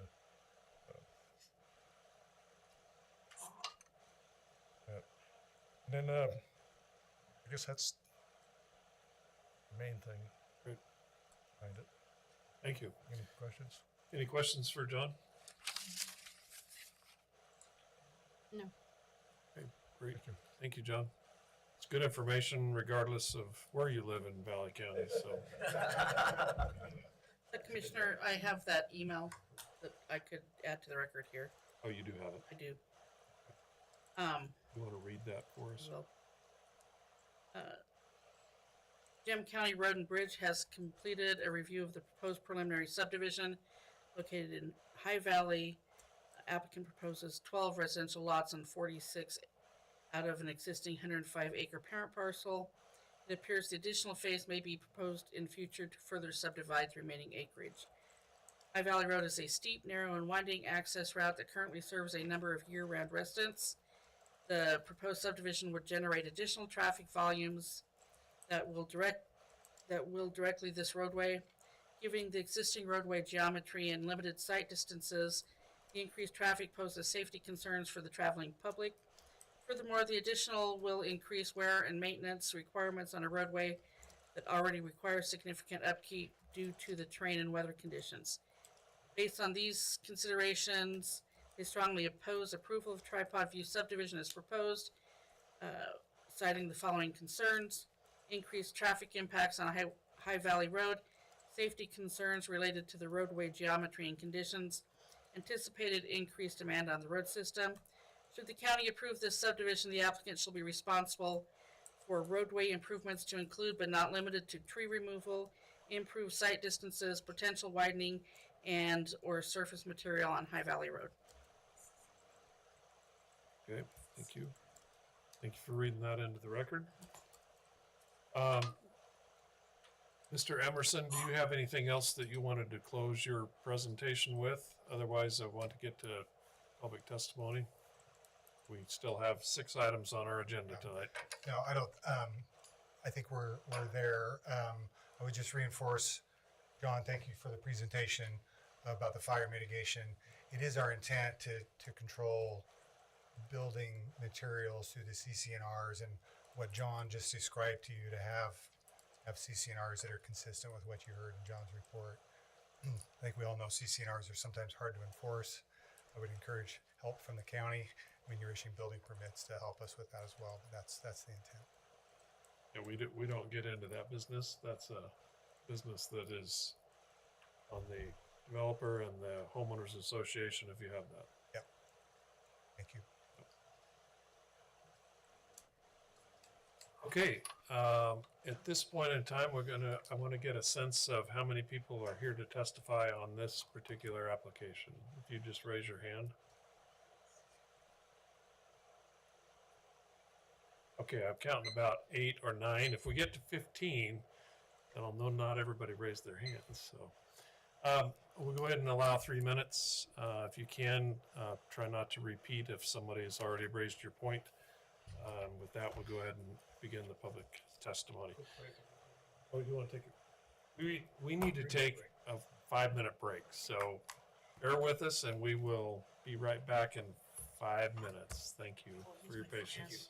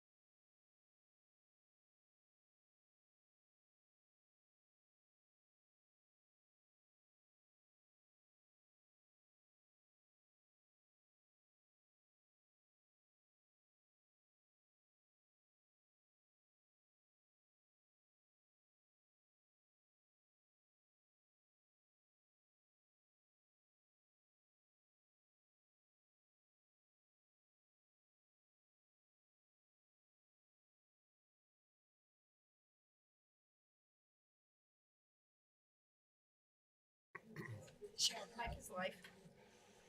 Okay, we'll reconvene. Thank you for your patience. Like I said, we've got multiple more items on our agenda tonight, and we've been here for an hour and 40 minutes already. So we were just getting ready to start the public testimony on this application on the Tripod View preliminary plat. First thing I would like to do is call for anyone who would like to speak in favor of the application, supporting the proposal. Okay, let the record show that there was no one to speak in favor. Is there anyone who is undecided? Please come up and state your name and address for the record. Brian Allen. I'm at 175 Wilderness Lake Road, High Valley, so I'm a full-time resident of the High Valley area. I'm the individual that gave you that letter tonight. I'll make it really quick. The first question I had was an observation, more of, if we look at what's up on the screen, where Dry Buck and Old Dry Buck split, this sign has been posted, I am assuming, by Valley County. Yes. It might have been posted by an individual, but when it says road closed 1 mile ahead, local traffic only, my concern was, has this sign made this roughly actually about 3/4 of a mile of a road non-public anymore? And does this sign, has it converted to a private road? It's going to take a legal determination for that. I'm not a lawyer. But if it's determined that we may not have a public road, now the whole public notice sign, everything is all goofed up. And so this comment was to try to protect the developer, yourself, commissioners. I think it's a gray area you want to take a look at and clarify to make sure that the posting process is within state code. The other three all deal with what's already been brought up. It's the traffic on High Valley Road. High Valley Road comes to, on the east end of it, a dead-end T-junction where the ranger station and Dry Bucks are off to the south, to the right, and then the road down to Smith's Ferry is to the left. High Valley Road is 2 different roads. From that junction down to Smith's Ferry, it's a normal semi-gravel sand road that you can run on just fine, and even the logging trucks run on it. From that T-junction back to the Gem County line and over the line down to Ola, it's destroyed by the logging trucks and the current traffic load. In fact, the road comes apart in the spring. We've had 20-inch deep ruts where Valley County Road and Bridge Department in January has had to come in, and Warren Bedell assisted them in trying to repair that one section to get it through the winter. I think the 2020 earthquake of Stanley, the 6.2, may have fractured some of the water table under certain parts of that road, because every spring since that time, we've got the road base being pushed all the way up through the surface. And so that's probably one of the single largest concerns of us that live up there full time, that do we have a road that can handle additional traffic? And how are we going to do that and work with Gem County and Valley County? Thank you. Thank you, Mr. Allen. Is there anyone else who would like to testify who is undecided? Okay, seeing none, we'll move on to anyone that would like to testify who is opposed to the application. Please step forward and. Yeah, just somebody come up.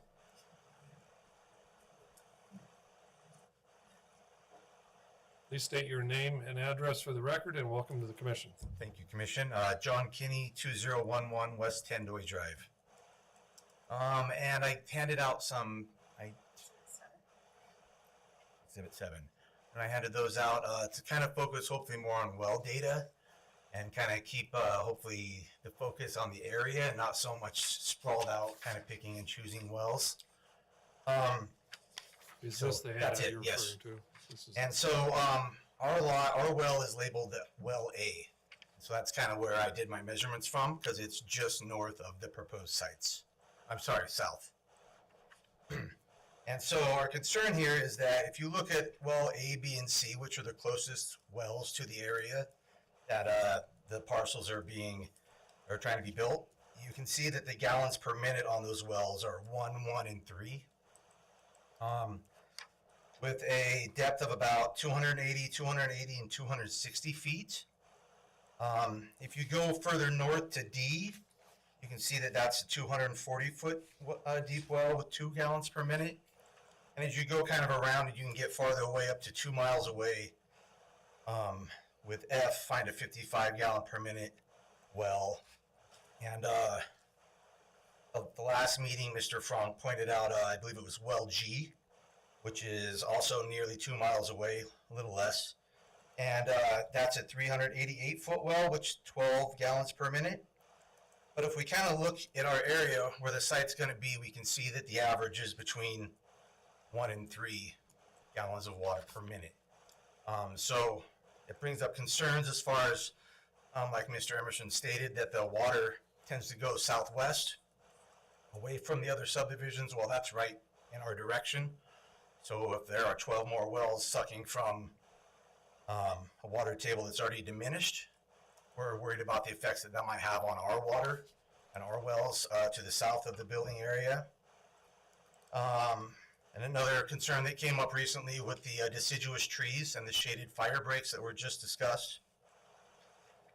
With such a low quantity of water being produced out of those wells, how do they see themselves keeping those trees which require water to stay alive in that area? Because right now it's just conifers and dry land in the summertime. And so that's kind of it. I did, last time one of the commissioners did talk about section 14. And when she mentioned that, Mr. Frank mentioned doing a test well, that he was okay, up to doing a test well, and I was curious if that had been done or what the data might have been. And that's all I have. great. Thank you, Mr. Kenny. Thank you. Next. Please come forward and state your name and address for the record, and welcome to the commission. What's that? Yeah, my name is John Green, 137 Dry Buck Road, and I have a bunch of these for the actual maps I'm going to be talking about here in just a minute. That's one for, I think, everybody. Pop those up. Primarily, I mean, I'm a little concerned. I'm a full-time resident. This driveway basically is going to go right off of my barn. Goes right up my driveway. It was been my driveway. I'll talk a little bit about that well John was talking about, that pond. I was there when we dug that pond. It was about this big. That pond cannot be used for water and fire mitigation. They tried it once. They got 2 dip nets out of it. They tried to take a pumper bird in there. They're going to tear the bird apart. Guys, we just lost a ranger station. The closest fire department we have is Ola. If the guys can get to Ola, it's still half hour, 45 minutes up to us. Okay, this subdivision is going to take and completely eliminate any grazing I've got. The minute these guys start putting fences up, cows don't come on my place anymore. Now, as far as wells go, our well's down pretty good. We get about a half hour. I have never in 35 years gotten more than 200 gallons out of that well in a half hour's time. In a half hour, I'm pumping sand and gravel. I don't get water again until the next day. I get a half hour. That's it. He's trying to put 3,000 square foot homes. With a 4-person family, that's an average of 300 gallons a day. Be looked up. I don't know how he's going to do it with 12. Every one of those houses is going to have their own individual well. Now, the paper I just gave you, I have some current concerns with your drainages and the map that Jim Frank gave you guys. I've been up there since I was just a little kid. Held the stupid end of the tape on those other sections that we now live on. I rode on to cut the Caterpillar when we dug the pond out of there. All these blue marks, the hard blue lines, are actual drainages that come out in the spring and last quite a while. All the lighter blue in this area that you see there, that's all wetland and range. That's where the sandhill cranes are nesting every year. The elk and the deer come through. Haven't seen the Pine Creek herd run through there in full in about 7 years was the last time I saw the whole herd come through. Now he says in his report that, you know, it's not going to affect any of these wetlands, but here he is, he put the subdivision right on top of all those wetlands. As far as fire goes, I'm doing the same thing that John has told everybody else to do. And I still scream fire if anybody so much as drives their car down the road. You're not getting there to put a fire out. You're not gonna get there. Am I out of time? You kind of are if you Oh, sorry about that. wrap it up and Well, I got a stake in the game. I've been there a long time. That was our homestead. I'm the last meal standing. And I really don't want this guy sucking my well dry. And that's what's gonna happen, man. You put 12 houses out there with wells on it, he's gonna suck my well dry. I'm not gonna have a way to feed my horses, my cows. None of the cows coming in. And even if he does block off cows, I'll go buy more cows. But great. Thank you. you're gonna burn us out if you put this through. Your fire chief doesn't want it. Listen to him.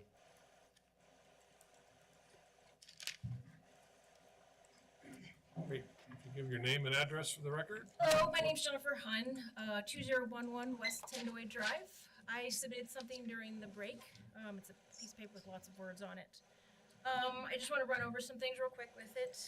The staff report says that the lot size ranged from 1.8 acres to 4.2 acres, when the actually largest one is 6.2 acres.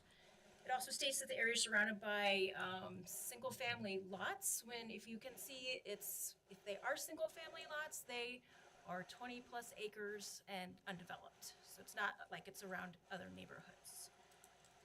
For 5 to 6 months of the year, we are cut off from the rest of Valley County and the Valley County services, right? So we have no access to schools, libraries, medical centers, grocery stores, hardware stores. We don't have any mail or garbage service any time of the year, and if there's kids there, they have to go to Gem County for school. I talked to the people up in at the EMS, and in the last year, their response time is 67 minutes to get to us. So that's outside of the golden hour. And I guess you could probably assume the same for sheriff and fire. Fire can come from OLA. They have to talk to Valley County first. Valley County gives them the okay. They come here. Valley County pays them. So that's the extra cost. The last neighborhood that was developed in High Valley was Wilderness Lake Ranch, which is north of High Valley Road there. And it was in the late 1990s. So it's been 25, 26 years. So adding any new neighborhood will set a precedence for the rest of that undeveloped valley. And yeah, we are concerned with the preservation and protection of migratory and non-migratory wildlife. We have birds, elk, deer, moose, bear, cougars. We had a moose in that pond this spring. It was great to see. And then, right, the 12 septic tanks in the wetlands that John talked about is a concern, right? It drains to the creek that drains to Little Squaw Creek, and that's just so we ask for a disinterested party to perform a wetland delineation because we believe something different than what James Frank does, and we believe there's much more water. And so in the spring of 2026, I would love to have somebody out there to see when the 6 inches of snow is melting, where is the actual water going? And is it going to be going over these drain fields and into the water? And we really want you to honor your statutory requirements for the health and safety of the land and the residents. And, you know, fire, polluted water, disappearing wildlife anywhere in the valley affects all of us. And that development should be located where the Valley County has infrastructure in place for its residents. We can keep going. I'll give you another minute. Okay. The neighborhood does not create affordable long-term housing, which I believe is one thing that this county is looking for. I don't see it adding any kind of real positive impacts, economic impact for the valley or for the county. Remember, the fire chief does not recommend the neighborhood. Valley Soil and Water, when I talked to them, they were concerned about the septic tanks. They didn't have enough time to respond. And we've heard about the Valley County Road Department being impacted. I was unable to speak with anyone from the federal government due to the shutdown. So I probably have more there. Go ahead and summarize if you could. Okay, so real quick, those 4 lots down there have less than 4,000 square feet of buildings on them. The proposed neighborhood is asking for, or assuming 31,000 to 75,000 square feet of building space in that 46 acres. Seems like a lot. And then adding that will definitely negatively impact the noise level for the existing residents down there. Okay, thank you.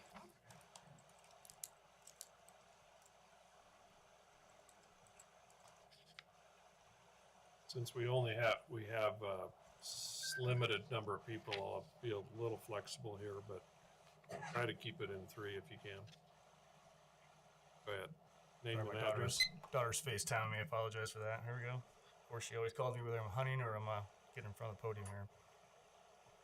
So, good evening, County Commissioners and Board. I'd like to take the time to thank you for hearing me out tonight. My name is Tom Love. I'm a full-time resident in High Valley. I live in 120 High Valley. I've lived up there for approximately 10 years on and off, full-time for, probably say 6 years. My background, I've served over 33 years in service to this country, with a large portion of this being in public safety. My main concern about this subdivision is public safety. In the short time that I've been up there, I've tried to stay out of it, but I've witnessed so many tragedies that's happened, whether it comes vehicle accidents, individuals that get hurt logging, and I've helped some of those with either tourniquet or packing wounds before they can get here. But more importantly to me specifically, a few years back, my father went into cardiac arrest. Again, calling 911, I realized how long it takes for somebody to get up there. I think the young lady who's just up here said 67 minutes. All of 67 minutes. I had a rotary wing bird overhead down at the snow park trying to get a medevac out of there, and it took about 40 minutes. And we're talking full cardiac arrest.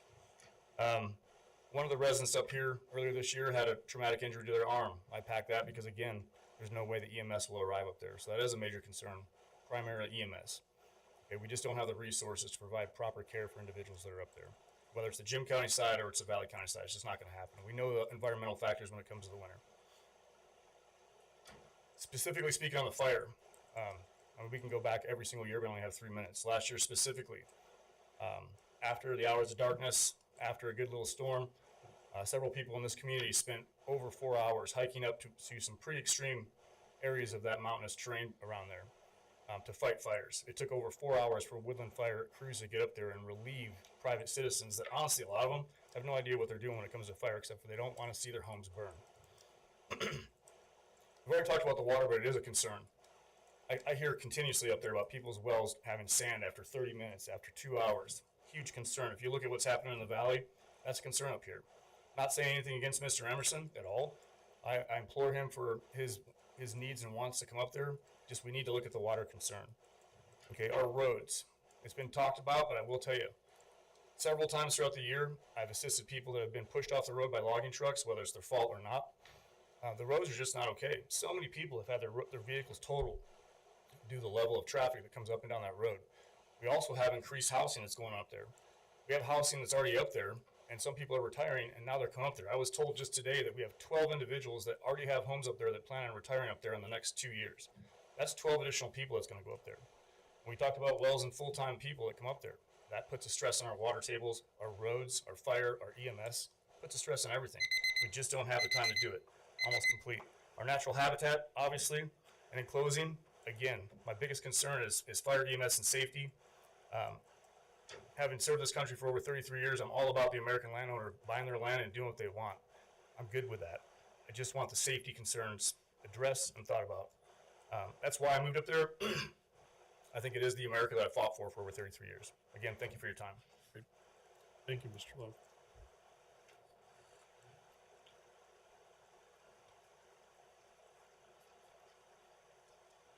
Please name and address, and welcome to the commission. Yeah, Faith would be, We're nice people.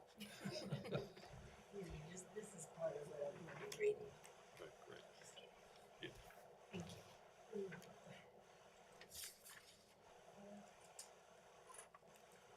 Okay, Susan Brown, 3885 West Stacy Drive in Boise, Idaho, and 137 Drybuck Road in High Valley. This is a letter I got from my cousin Connie, who sold the land to Steve Emerson. Susan, things are finally getting settled on the sale of the ranch. I hope it has not been, I know it's not been a good winter. First, I thought we had picked a good landowner in Steve Emerson. He wanted to ranch and farm, was raised in Pomeroy, on a ranch, would like to keep the property Roger and I have together. Great. We were at my lawyer office on November 6th, and he dropped the bomb. He intended to do a subdivision, which Connie does not want, on parts past Saul. I was sick. I've spent the winter throwing up all my meals. I tried to deny him a right of way, and he threatened to sue me. Legal that I talked to said I might not win, and it could drag on for 2 more years. There's additional information on there, but I'm not going to read it. Ooh, I gotta breathe. I've been up there for 36 years. I have a little tiny place on this hill. I have water that lasts only 30 minutes. Sometimes it's good, sometimes it's not. I tried at first maybe even to water what yard I had. There's not enough water. I have a septic tank located up there too. But because it's too close to a stream, it's 125 feet away from the stream. But they only gave me gray water because they said I was too close to the stream. And the stream only runs 3 or 4 months of the year in the springtime with snow. Ooh. And Steve Hull, the fire engine with Cascade Road Fire District, does not recommend approval of the subdivision due to location and access. And we don't have a ranger station up there. No more fire people. We're on our own. And that's not good. On the standard thing on approval page 8, they were talking about dry grazing and a subdivision being there and whether there'd be an adverse impact. Anyway, if I lose the grazing, my property taxes will go up. It's an adverse effect on the environment. It's an adverse effect on the adjoining property. Please don't let this subdivision take away the deer, elk, moose, sandhill cranes, and all the other critters that run around up there. Please. That's it. Great. I did Thank you, great. Susan. I You did did awesome. great. Thank you. Yeah, I told you we were nice. Thank you. Okay, who's next? Please state your name and address for the record, and welcome to the commission. Jesse Perkins, 120 Wilderness Lake Road. Can I yield my time to somebody? No. Okay, well, I'm good. Yeah, just, so you don't have anything else to say? I just wanted to hear all of it. Oh, no, we don't do that, sorry. Is there anyone else who would like to testify? Please come up and state your name and address for the record. Hello, Council. I appreciate it. My name is Saul Monreal, 122 Smith Avenue. Can you spell that for me, please? It's S-A-U-L Monreal. I live at 122 Smith Avenue, Nampa, Idaho, and then I own property right next to John and them on Great. Dry Brook Road. Thank you. I'm the 5th generation of the Beal family that homesteaded in Idaho in 1986. I was one of the primary custodians of the ranch that Steve owns now. I grew up on and was one of my sole responsibilities as a young man all through my adulthood to know the land. And I speak of this history to establish the generational responsibility that was put upon me to understand and know the land and the area as well as I do. So with that statement, I would hope that you would take my words into serious, account. Being one of the primary wood getters on Steve's property owns now, the backside of that property, which I maintenance, is a nightmare for fire. My Uncle Roger's portion that they stated earlier, I helped take a lot of that. The family joke was, if you had a chainsaw for 1,000 years, you wouldn't even put a dent in it. That's what we used to say, because it was just so much work trying to clean up knolls and so forth on the property to prevent fire damage. It is real. If the council does not remember, just recently, 2022, when the fire came up the Ola side.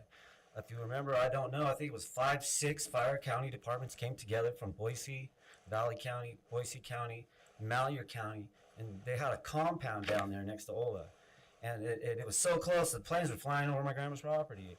But it was scary, and the amount of times, and the residents were fleeing. I had friends that owned backhoes and property. We were jamming up there to get our backhoes and our cats loaded to get out of there because we knew nothing was going to stop that from coming through. And we've known this because of the terror that had been put into us for 5 generations of my family to be responsible. If this council approves this subdivision, not only is it going to affect the local waterfowl ecosystem, migrational game herd that I've been watching slowly diminish over the last 30 years of my life as a steward of this property. You guys are going to be directly affecting some serious stuff going on. Stuff that's actually the essence of what Idaho was established to be, what Valley County and our High Valley is. Beautiful country. We can't stop civilization, but we can try to, keep it safe and close to home as we can. If we're to hold on to the essence of what we are. That's why we're here. I would hope that the council understand that the road going up, as the gentleman spoke, I almost died twice going up and down that grade between Ola on that side. In the winter, the ice gets so packed. Literally 2 years ago, I saw 6 people just coming down on Thanksgiving Day. The families on the side of the road, windows blown out, the truck sideways, kids freaking out, dudes walking down the road, 3 other crashes down the road. You're sending 25 more people times all their children and dogs up and down that road. You're going to have a death on your hands eventually. Me and my uncle almost died. Going to affect the waterfowl. You're going to affect the fire. You know this. But most of all, the statements concerning what my grandma's issues were, I can confirm that they are true. I was the last person to move her out of High Valley. She's 86 and she's, elderly now. But having seen and been there through all those years, and I'll close with this, having seen and been there through all those years, I honestly, in my full opinion, which, I only have today, it was my testimony and the effort of my energy and work to my family and its history, that it's going to take away and significantly affect everything in the area. So we pray that you guys take into consideration the serious human, community, and natural issues concerning here that are going to be detrimentally affected by this subdivision. Thank you. Thank you. Is there anyone else that would like to testify in opposition to the application? Okay. See, yes, one more. Welcome to the commission. Please state your name and address for the record. Wheatley, 1386 East Blue Tick Street. What was the name again? Blaine Wheatley. Okay. 1386 East Blue Tick Street, Meridian, Idaho. Also 18 Woodall Lane, High Valley. I probably should have come up and I want a clarification. This said this was the first phase of a subdivision. You can ask us to ask that question. Yeah, that's what I'm asking. Okay. I'm sorry, I don't hear well, so. Yeah, you could ask us to ask that question. Yes. Yeah. Okay, and then the second one is the fire mitigation is based on other ponds and streams that are in that area. Just clarification on those two. So that not water from the property there, but water from other ponds and streams or other sources that are in that area. Off of other properties. Correct. Okay. or other property water rights. Right, okay, thank you. Thank you.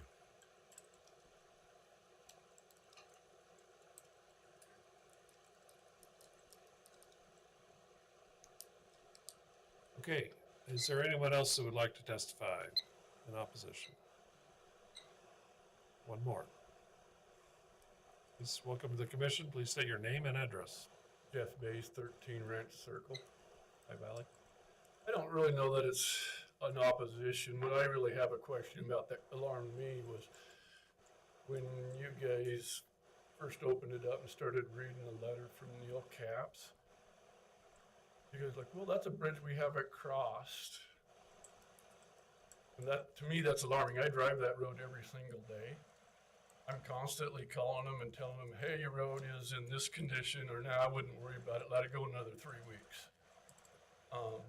But I think there needs to be a better communication between you guys here in Valley County and Jim County that's maintaining the road 6 months out of the year for us to survive on. That's a pretty vital source for us to have open, and that communication with Valley County and Jim County should be there. That's Great. all I really have to Great, say. thank you. Is there anyone else that would like to testify in opposition? Okay, I found this on the web for what else I would like. It's not- That was me. I'll let you guys go quick. My name is Sam Penrod. Sam Henron? Penrod, and 175 Lantern Way. And we're just recent. We moved up here last year for idyllic reasons.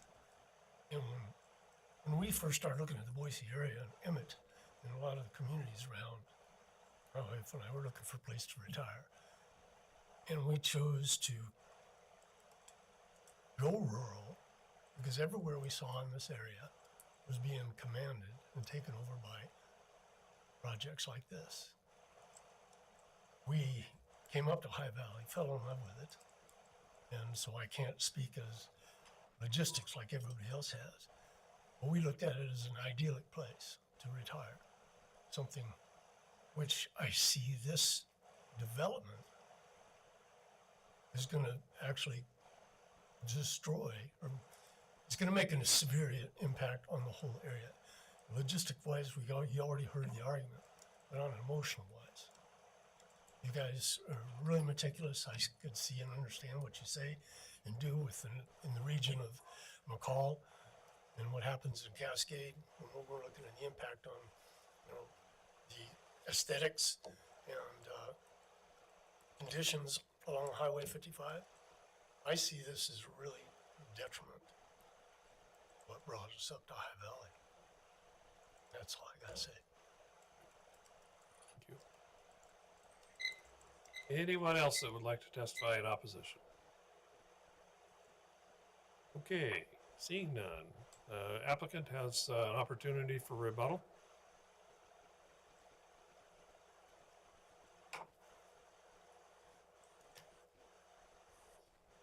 Thank you, sir. Know that I want to stand and rebuttal. I think there is a lot of valid concerns expressed. Safety is certainly a concern for everybody, and fire, even for my own ranch, right? I don't want a new neighborhood to burn the ranch down. I think you were asked to ask a question, and let me not make you ask the question and just respond. I think Senator read into the record a letter that I received a copy of from this morning from Neil Capps from Jim County. Neil expressed some opinions in his letter without consulting with me or I believe with staff about phase 1, phase 2, phase 3. I've heard as much as, we want to develop the entire 650 acres. We intend to run cattle on the ranch and live there. This is a means to an end. This is a 12-lot subdivision. It is not phase 1 of 5 phases. Lord willing, I'll live long enough to be 100 years old. I can't tell you what's going to happen when I'm 90. But we don't have plans for multiple phases of a whole bunch of subdivisions. I'm not a developer, trying to raise a little bit of money to be able to build the infrastructure on the ranch and make it a working ranch. And restore the agricultural value of that property. Secondly, I think my fire consultant, John Lillyhog, mentioned water in the valley.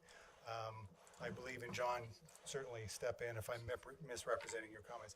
I think he's responding to a conversation that was happening among the commissioners after comment was closed in the October meeting about where's water if helicopters were to show.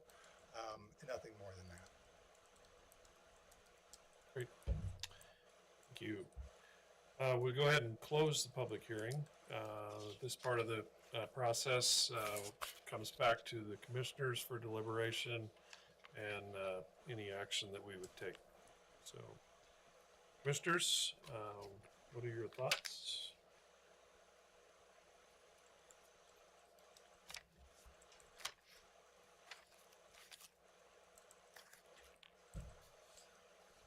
Any thoughts? I'll throw one out. I think one of the things that's come across incredibly overwhelming is the concern for domestic drinking water. That is something that is a bit of a concern, especially if it's limited supply. I will say that if other wells go dry or flows are reduced based on a new well, there are provisions in Idaho code that the person who drills the well is responsible for maintaining the flow on those previous prior appropriation doctrine wells. And so it is protected, but the overall concern for the amount of domestic water is something that is on my list. I have some others, but I want to dominate, so any other comments? Mr. Potter. I share the same concern on the wells. Definitely for EMS and fire response, just the general safety of the community. That was my concern at our last hearing, and it's still a concern. And with public testimony, it sounds like the roads are pretty bad, not maintained, and closed off for most of the year. So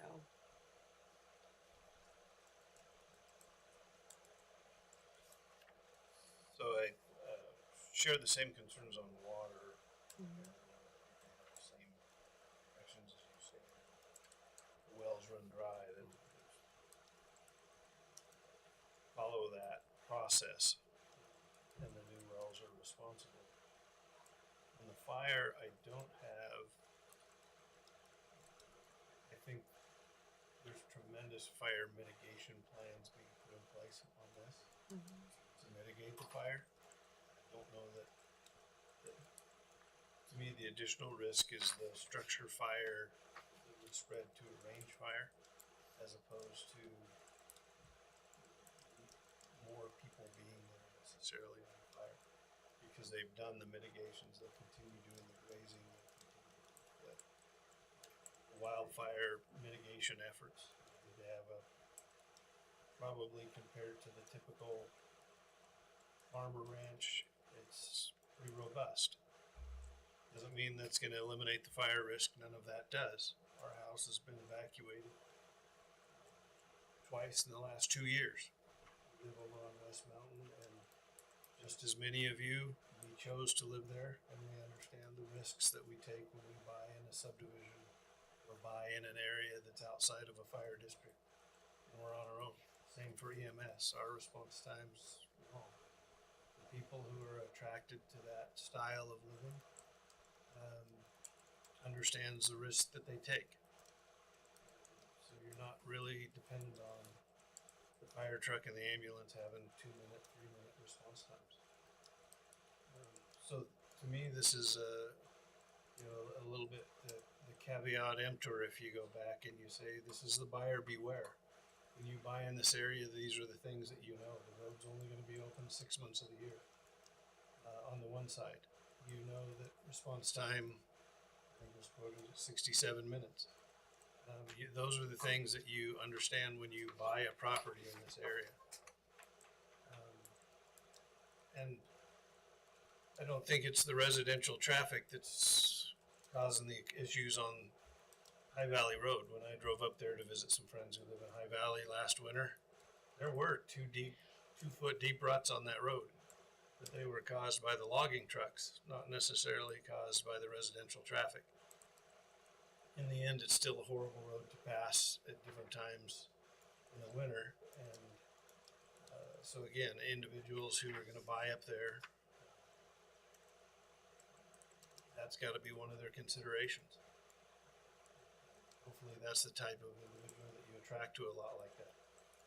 If it's not, you have a whole different set of problems. So I probably lean towards, those are the type of people who want to live there are probably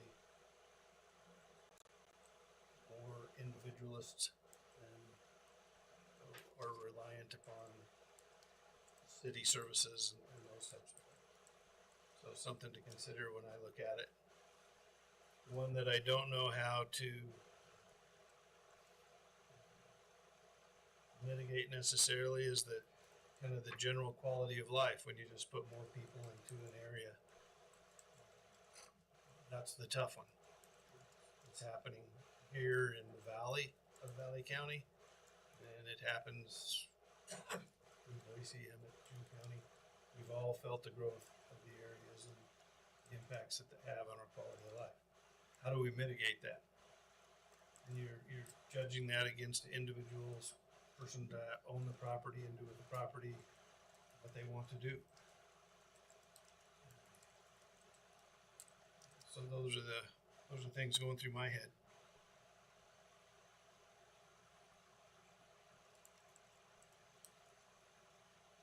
Ben, any thoughts? The same concern with water.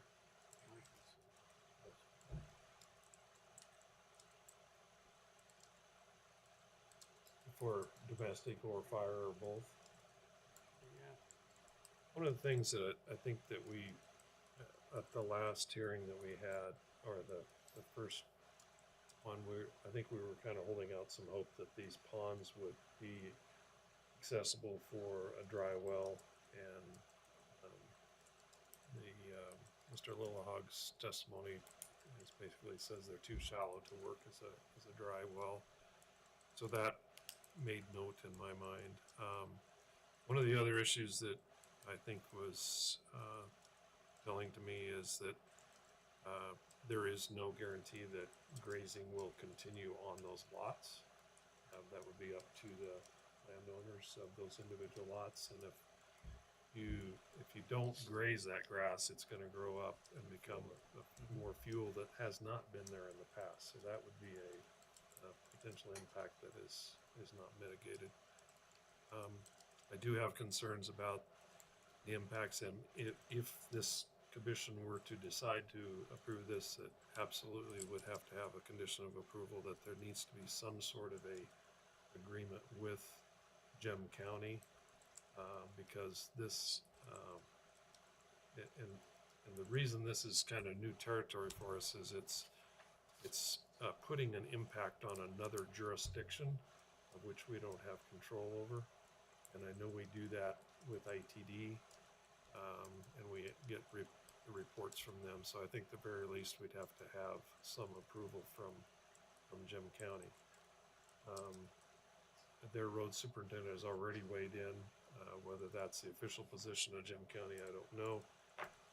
But I think for me, the telling thing is from the beginning, the Cascade Rural Fire District has said that their recommendation is to not approve. So that is the thoughts that are going through my head. Any other thoughts, comments, motions?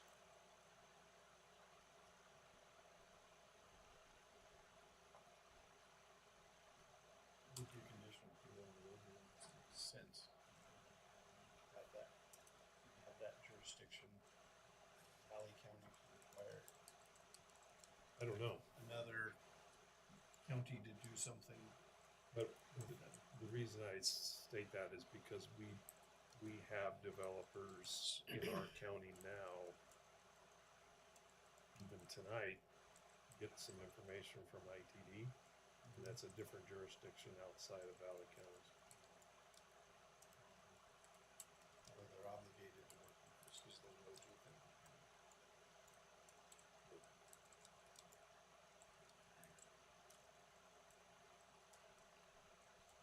And I think the bottom line for me is, as our prosecuting attorney has pointed out to us many times,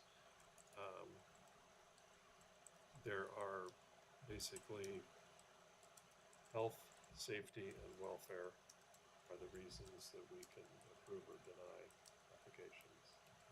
I think, in my opinion, there's some serious concerns about health and safety.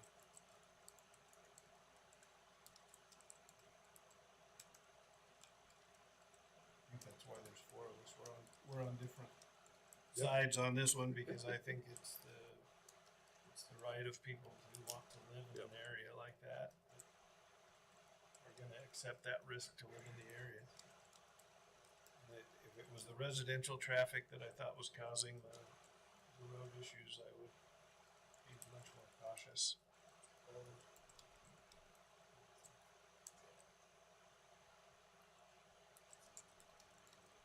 Are you leaning to But vote? I think I think there needs to be something in there on the road maintenance, so don't get me wrong there. I think it's just how we phrase it.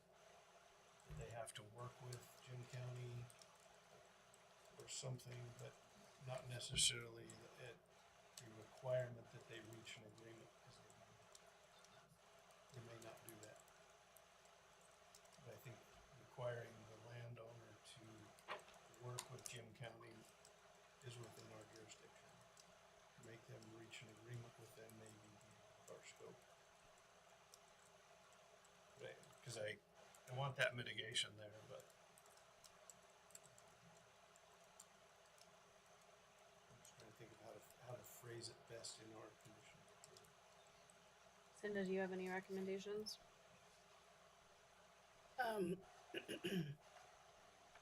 Yeah, so she'll work with Jim County to address their proportional share of impacts. I mean, if Jim County has traffic count numbers, it's 12 lots compared to probably 200. Plus the recreation, plus the logging trucks, commercial.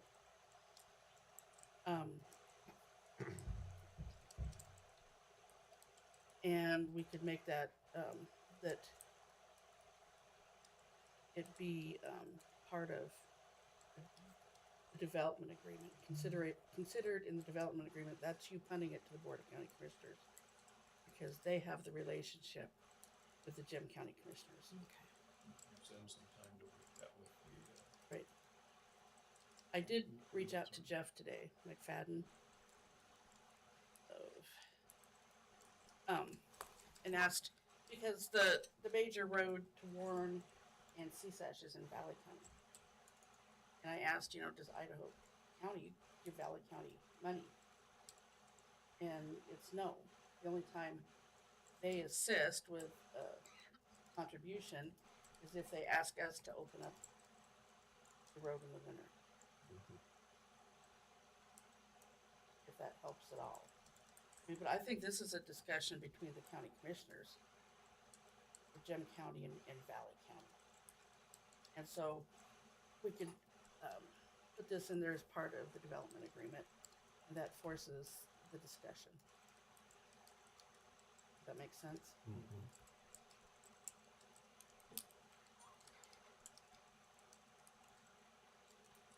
One other thing that, if we're gonna go down this path, the one thing that we could do as a condition of approval is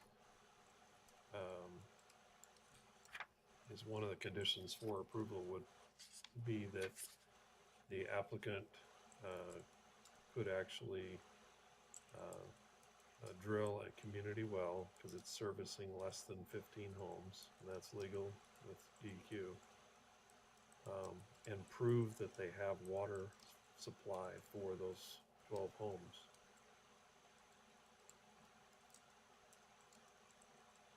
So you're recommending they do a public water system?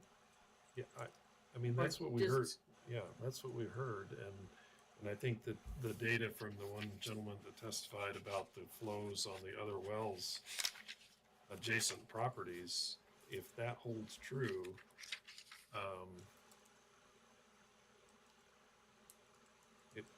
it behooves us to consider, you know, the health and safety of those new lot owners, and if you don't have domestic water supply adequate to service those homes, then we have some, I think, some responsibility in that. So how about she'll do a test well that must show adequate water supply For the 12 homes. for all homes, And if as they, determined by I would say, IDWR? no, probably, Central District Health. I think, Do they do wells? No. no, So, yeah, maybe IDWR. And then if they can't I prove can that say they, in compliance with IDWR. yeah, and if they can't prove they have the water, for those 12 homes, then I think it's a showstopper. I think that's a great compromise. And the other thing that I think that should be on the list if we're gonna go down this path is, as we do in Valley County, in the rural areas, we require 10,000 or 30,000 gallon storage tanks for fire protection when the fire truck does get there. And I don't know if that's something that is on the horizon or not, but I would think at some point in time, if there's 200 lots in that community up there, that they would be motivated by insurance rates to form some sort of a volunteer fire department to help out their fire protection. So would you want to put a condition on here that says, if a local fire district is formed, they must join? Well, I don't know if that accomplishes anything, but what my point is, in our last meeting was we had discussions about a source of water to fight a fire. And we were hopeful that the ponds might be adequate. Now they're not. So where's your source of water? It's not 2.5 to 3 miles away. So that, I don't know. I don't know if all of these things still get over the hurdle for me, but anyway. Any other thoughts? What's your thought on you're a fire expert. Yeah, you're the Go fire overboard. expert. What's your thought on the tanks? Well, the tanks don't do any good, they're pumping. Yeah, if you have no, yeah. Got equipment to take advantage of the water. These kids are overused fire, and just put it out there. Does you no good if the water is not, they get. Right. Mm-hmm. And I understand why the Cascade Fire District doesn't recommend it, because it's not in the district. There's nothing they can do. They can't just do structure fire half of the year, and the other year it's, other part of the year it's long response time for range fire. It's fair, they don't go there anyway, they contact. There's actually a lot of Valley County that is out of a fire district, and it's not Forest Service land. So I don't want that to become our requirement for a. I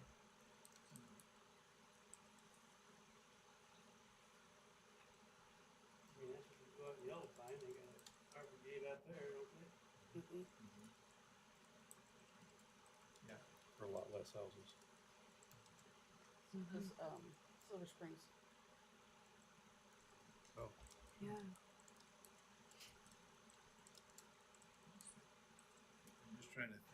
Form Lake doesn't, I don't think. Well houses in 40 acres. Get a community well, how long are you doing it? How long are they doing it? 500-600 feet if you put it in there. 40 acres is a quarter mile. So I was just trying to, I was doing the math in my head, but you're faster at it than I am. That's feasible, actually.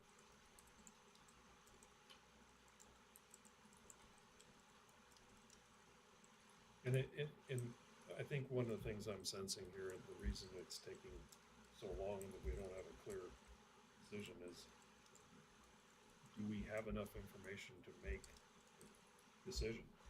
And if We never do on water. I don't know, Right, that's why we're asking for monitoring wells. and maybe that's something that we would need is to say, prove that there's water, and then That's what that one Yeah, I condition like is. Well, that would be the the- idea They'll do of a the test community well. condition, and if the well fails, we have no subdivision. So a community well that services all of them, yeah. then they could go smaller lots, or And if it's under 15 homes, they fall under the, what do we call it, that threshold for treatment systems? Minimum treatment required.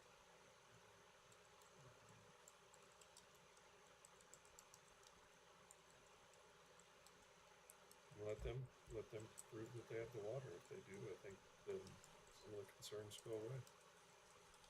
so I'm hearing two different things. I'm trying to write this condition. One is the proof that there's water, and one is actually setting up a public water system. So the one condition we had talked about earlier was she'll do a test well that must show adequate water supply for 12 homes as determined by compliance with IDWR. The other one, And that was my intent on that first, right, was a community well. the alternative I'm also System hearing Kind of move to a community well. is that instead of doing that, require a community well. Which would I don't service know all that- 12 I just homes. don't know the layout well enough to say a community well is It's feasible. gonna be work, yeah. I mean, But I if think these doing a houses are test on well ridges, makes sense. Yeah. how deep are they gonna have to go? But I would fully support a test well to prove that the water is available in that area. And is that one test well per lot, or is that one test well? in the I middle think of it's the- got, well, my intent is enough water for 12 lots. one well? That was my intent. And developments up in this area, when they have to do a well like that, they go 600 feet deep. Because that's where the water is. And if they can get that far and they've got 60, 70, 80 gallons a minute, Community well. they get a community well. So Sorry, the public hearing is closed. I'm not really clear, I'm sorry. On what you're wanting. Do you want them to drill a well on every lot? No. I think You want them to drill one well, One well. determine if there's adequate water in that area for 12 lots? Correct. 12 houses. Okay, that's what this condition is. Yeah. Correct. Okay. Just trying to get the condition right. We're not taking the most direct because we're trying to No, make you're it work talking. Yeah. for everyone.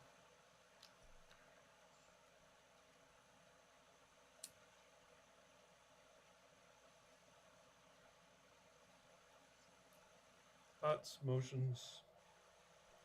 Sounds like Brad wants to make the motion.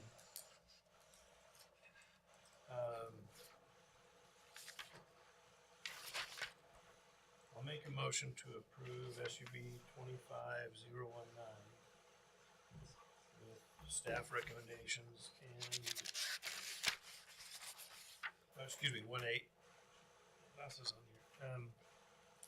With the conditions as recommended by staff and the condition that they must work with the County Commissioners of Jim and Valley County, road maintenance agreement for their proportional share.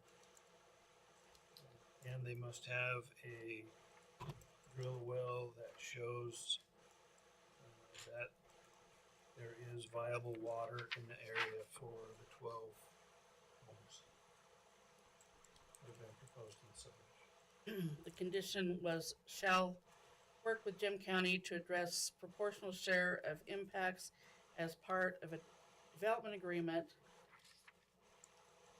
Period. Recommend Valley County Board of Commissioners discuss with Jim County Board of County Commissioners.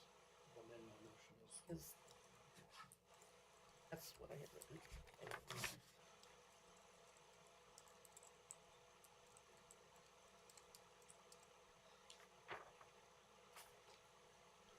There's a motion. Is there a second?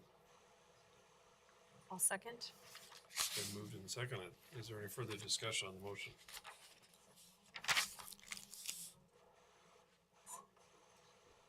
Seeing none, all those in favor of the motion say aye. Aye. Aye. Those opposed? Nay.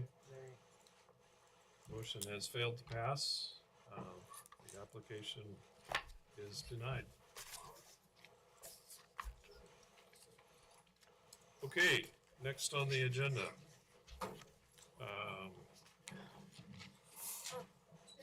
10-day appeal period. Oh, yes, sorry, ladies and gentlemen, there's a 10-day appeal period of which anyone can appeal the decision of this commission to the Board of County Commissioners. Okay, I also recommend that you take your conversations outside the room so we can continue our meeting. Next up is, we're finally getting to new business. I do have to let the audience know that we do not take up new items after 10 o'clock. So just keep that in mind. We'll move as quickly as we can. Next up for new business is vacation of 25-002, Compare vacation easement. Is there any ex parte contact or conflicts of interest? No. No. At this point in time, we'll go ahead and hear from staff. Okay, vacation 25-002, temporary vacation of easement. It's at 135 Skidoo Place, Grand Valley Snow Haven number 2, between lots 10 and 11. The request is to vacate a 10-foot utility easement centered on the interior lot line. The applicant plans on building over the lot line. They submitted their application September 15th. Legal notice was completed. ITD has no concerns. Idaho Power has no facilities in that easement. Central District Health has no objections. DEQ submitted their standard letter. Your job is to determine if this will impact future development in the neighborhood. That ends my staff report. And Cindy, one quick question. The applicant owns both lots, is Yes. that correct? And do we have anything from Idaho Power, the utilities? Yes, that was what I just You said. just said that, 'cause I- Idaho Power stated they have no facilities located in the easement. Okay. Any other questions for the applicant or for the staff? No. Corey, Okay. this door is open right here. At this point in time, we'll go ahead and hear from the applicant. Welcome to the commission. Please state your name and address for the record. Evening, yeah. It's been a long evening so far. Yeah, Chris Sage. I live at 114 Herrick Lane. Linda Trumper is my mother. Is what? She's my mother. I'm Oh, okay, representing got it. them. They're out of town right now. Did you have anything to add in addition to the No, staff it's report? I think the pictures on there were pretty self-explanatory to accommodate a well and a septic on the lot. The best place to build is right down the center line, and the power line is that's the other consideration they had is the other power box is about 100 feet or so from where they want to put their garage. So it made sense to put the house right on the top of the hill there because it tapers off on each side. So that's where the boundary line is. There's no utilities in there and nobody behind them. So yeah, we're just hoping that they can build and Do you enjoy know, the property. do you know if your parents are amenable to combining the lots into one parcel? So They'll that have to. They would Yeah. have to. Okay. All right. Okay. That's it. That's it. lots would That's be all I have. combined, sorry. All right. Appreciate it. Thank you. Is there anyone in the audience that would like to testify either opposed, in favor, or in opposition to the vacation of this easement? Seeing none, let the record show that there was no one to testify, and this will bring it back to the commission for a decision for recommendation to the Board of County Commissioners, since it's a vacation of an easement. I think it's pretty straightforward. No concerns? I don't have any concerns either. Motion? Would move to recommend vacation 25-002 from for vacation of easement to the Valley County Commissioners.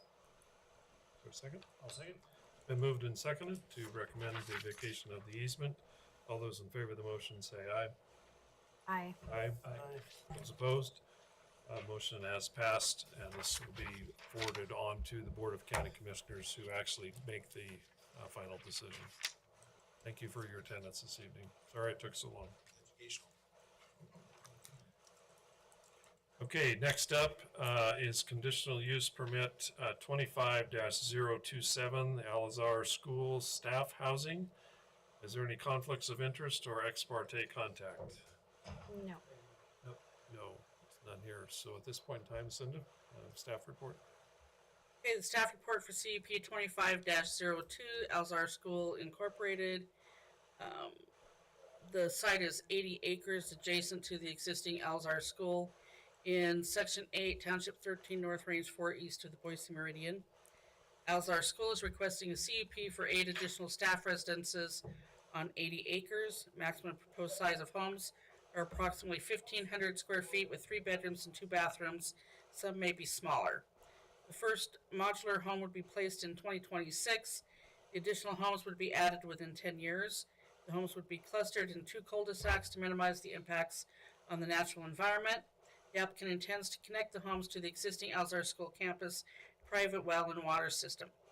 A separate septic system would be constructed for each cluster of 4 homes. Underground electrical lines would be extended to the site. An underground water tank for fire suppression would be added upon the construction of the 3rd home. The homes would be accessed from Airport Way, a public road. A private driveway would connect the homes with the remainder of Alzar School campus. The daily traffic along Airport Way and Highway 55 will likely be reduced as staff will not be traveling from off-site location on work days. The rest of the Alzar School is located in the city of Cascade. Application was submitted on September 29th. Legal notice was completed.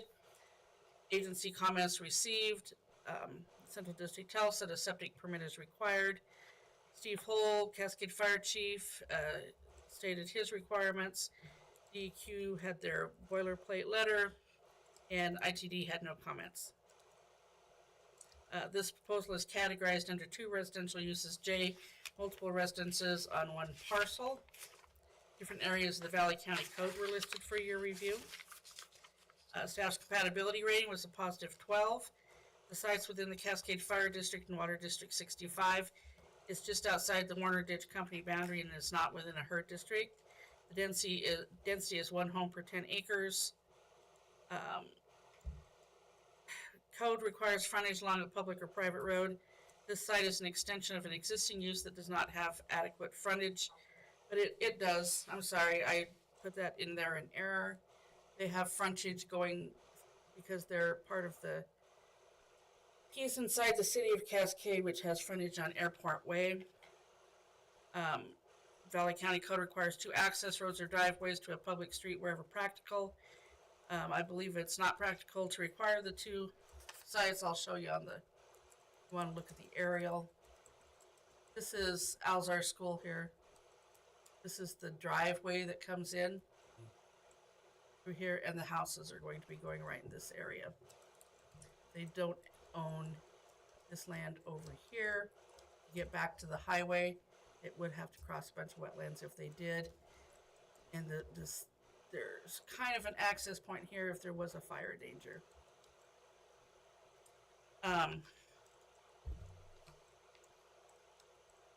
Building permit applications will require a Form 7460-1 due to the proximity to the Cascade Airport.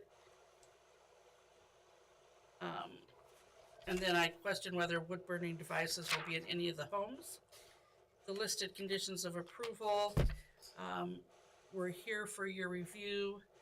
I don't feel the need to read each of those. Would you like me to read each of those? I think we got them. I do want to clarify that this is not approval of any other land use associated with Alzar School on this parcel or other parcels owned or used by the school. They do have a significant ownership that goes clear down to this area here. Right here. And their use is right here. Okay. Send it on condition of approval number 11, landscaping shall be placed as shown in the site plan within a year after each home receives their certificate of occupancy. Is that landscaping to the east of the homes between there and Highway 55? Or do we know? Because I didn't see it on there. Yeah, here's the landscaping. It's around the houses. Oh, just around the houses. Yeah, it's not a big row of trees or anything Right, like okay. that. It's pretty typical for a residence. Okay, got it. Just around the Mhm. buildings. Okay. Any other questions for Cinda? The whole thing's in the city limits, you say? Rest of it's in the city limits. Has there been any discussions about annexing into the city? Because they've got city sewer within a couple hundred feet. No. Is the school not on city No. utilities? No, no. No septics. So it's They across the applied for annexation previously and were denied. It's, Okay. I think the closest service would be the airport. Yeah, it's the last hangar on the airport. Yes. Yep, over here. Sewer. And they're trying to get sewer here. Well, they've got sewer lines. They have just never been accepted. Okay. Just that one.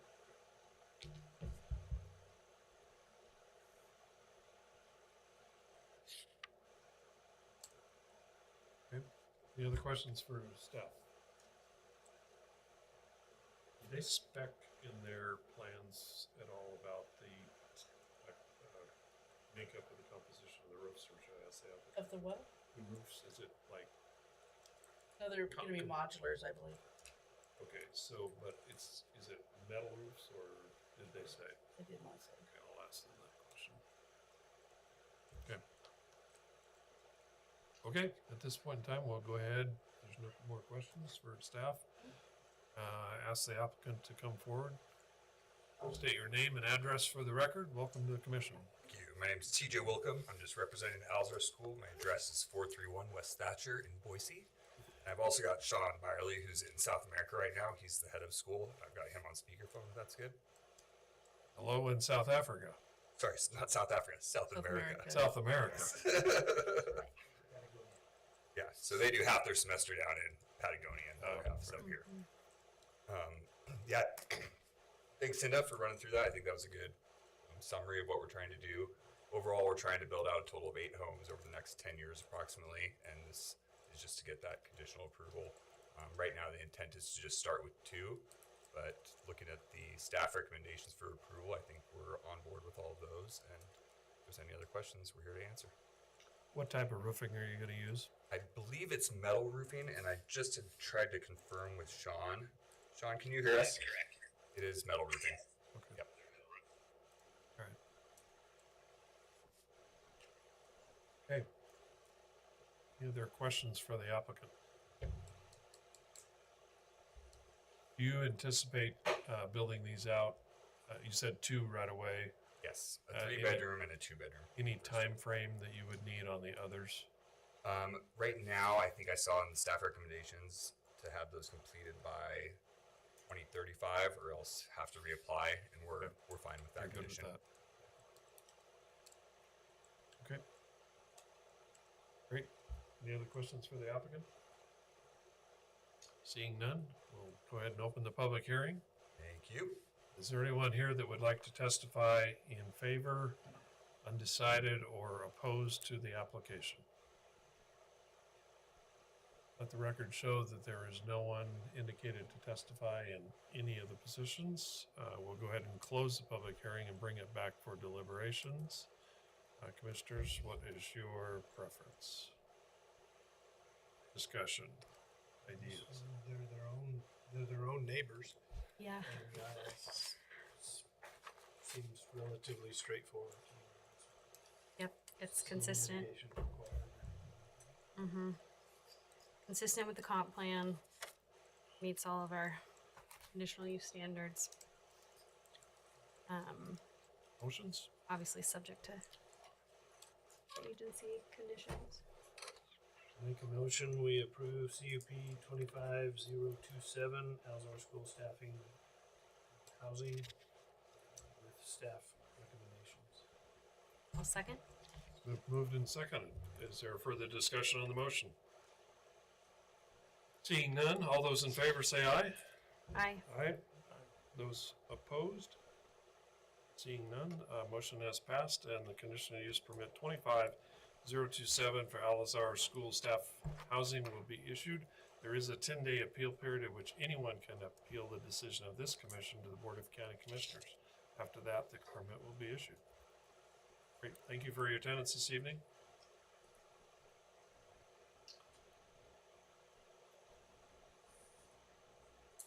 Okay, I'm just trying to manage the meeting. Is someone here for the Vaughn variance? Someone here for the Smith short-term rental, and someone here for the Yellow Pine fuel? Okay, we had everybody's here, we're good to go. Just making sure the crowd was getting smaller pretty quick, so. Okay, next up is item number 3 on new business is variance 25-001. This is the Vaughn variance from a building envelope. Is there any conflicts of interest or ex parte contact? No. No. Seeing none, Cinda? I was skipping ahead. I was getting done tonight. So, staff report for variance 25-001. The site's addressed at 28 Compass Lane in the 360 Ranch subdivision. The 360 Ranch subdivision phase 1 was platted at book 13, page 89 on September 12th of 2022. Each lot contains a designated building envelope and maximum building peak elevations. Note 12 of the plat states the following. The subdivision plat is subject to an airport overlay agreement with the city of McCall. Larry Vaughn is requesting a variance to build outside of the platted building envelope. The home would be connected to an individual septic and an individual well. The 3-acre lot is addressed at 28 Compass Lane. It's accessed off of Compass Lane, a private road, onto Norwood Road, a public road. Application was received September 29th. Legal notice was completed. Emily Hart, McCall Airport Manager, does not support the request. It's unclear what hardship is created by the envelope. Brent Copes, Central District Health, agrees with the plat requirements, saying to construct buildings or structures outside of the site, the property owner must obtain approval from the 360 Ranch Association and work with the FAA as necessary to verify that airport approach requirements can be met. ITD has no comments and DEQ submitted their letter.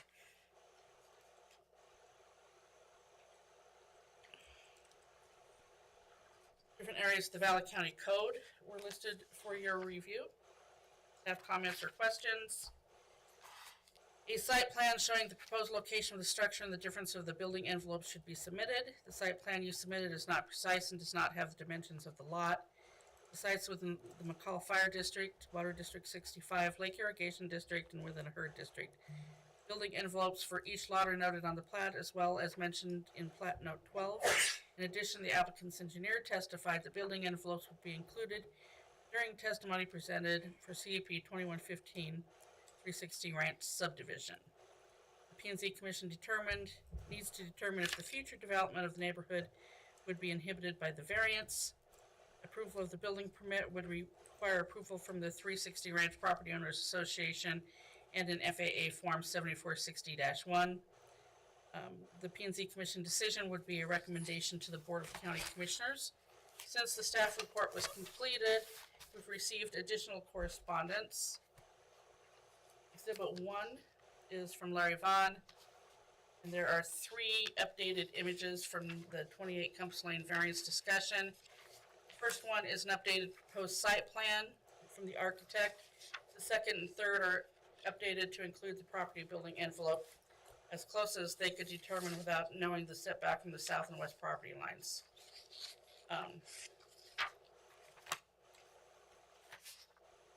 You can see on the second diagram where the building envelope is and where the houses are located. They're kind of slightly out. And then they put a shop on the east side of the property.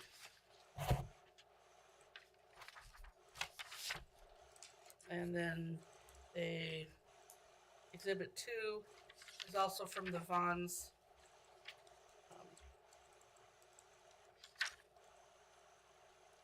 Describing their variance. And then exhibit 3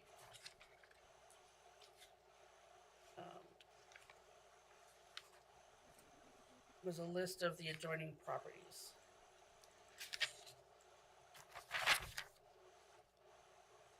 And that, So Cinda, I'm trying to make sense out of this. I'm on the second page of the diagram. And the building envelope is the big square, is that correct? yes, And then, let me see. That's the square, yes, that's like shown up here. It's yellow, that's the building envelope. that was platted with the subdivision. Yes, And their proposal is to build outside of that where this house sits in that Yes. picture? And the shop area.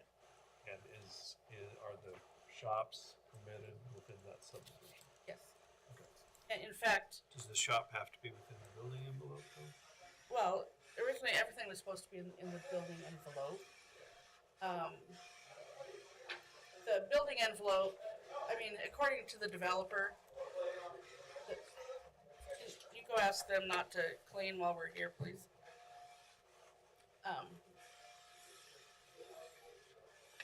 My recollection is when these building envelopes were created, it was to determine the height elevation for the Form 7460. So it was like a predetermination of what the maximum height would be because of its location and proximity to the airport. But the verbiage in the minutes said that they were true building envelopes. So there's some differences here. The developers, the Cramblets who developed this, didn't think that they needed a variance because the HOA has approved it. They have no concerns with this, and they They're didn't not agree that those were a true building envelope, but that's what was in the minutes. Okay, and they're not exceeding the height through. They will have to get a Form 7460-1 from the FAA. Okay. And that will determine if they've exceeded any height limitations. Okay.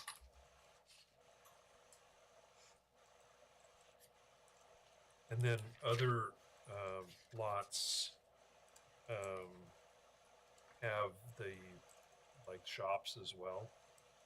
We've only had a couple building permits out here. Okay. It's a new subdivision. But not variance, but the permit for the aviation form 86, what is it? 7460-1. That thing. Uh-huh. They would have to be subject to both buildings would be Yes. subject to that as Yes. well. Okay. Not just the home. Not just the home. Any structure. So that, have the other building permits in the subdivision been within the within the building envelope, or have there been any other variances? None that we've approved. Nobody's applied for one. I mean, this is so new that looks like there might be a house here.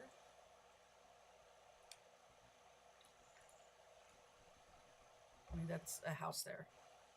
But the HOA has supported the Yes. applicants. And so this is, it looks like the second building permit. What?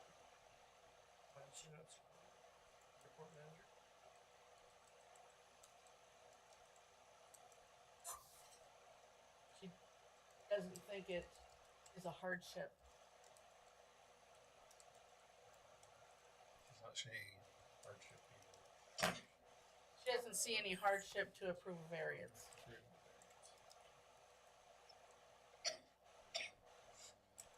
I remember the subdivision beginning that Pilot's World had a whole lot of discussion about whether it should be at the end of the, because it's right at the end of the runway. Well, They thought it's, the accidents, that's where the accidents have been, is literally right in the subdivision. so this is the subdivision. There's one further north here. There's one over here. But if they have to get the approval of the FAA, they should Yeah, and evaluate that.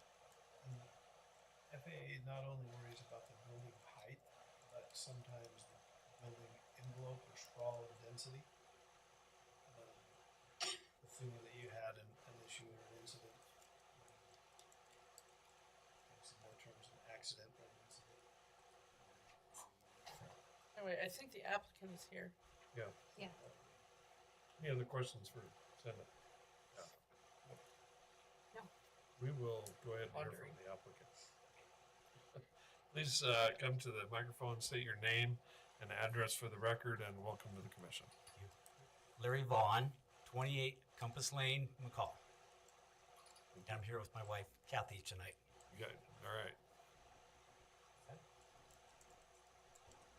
You want our current living address in Meridian as well? Oh, sure. 1317 West Clarinda Street, Meridian. Okay. Thank you. Okay, thank you for your time tonight. I greatly appreciate it. I'm just going to read what we have submitted as a narrative. I think you may have a copy of it, but I'll read it so everyone's on the same page.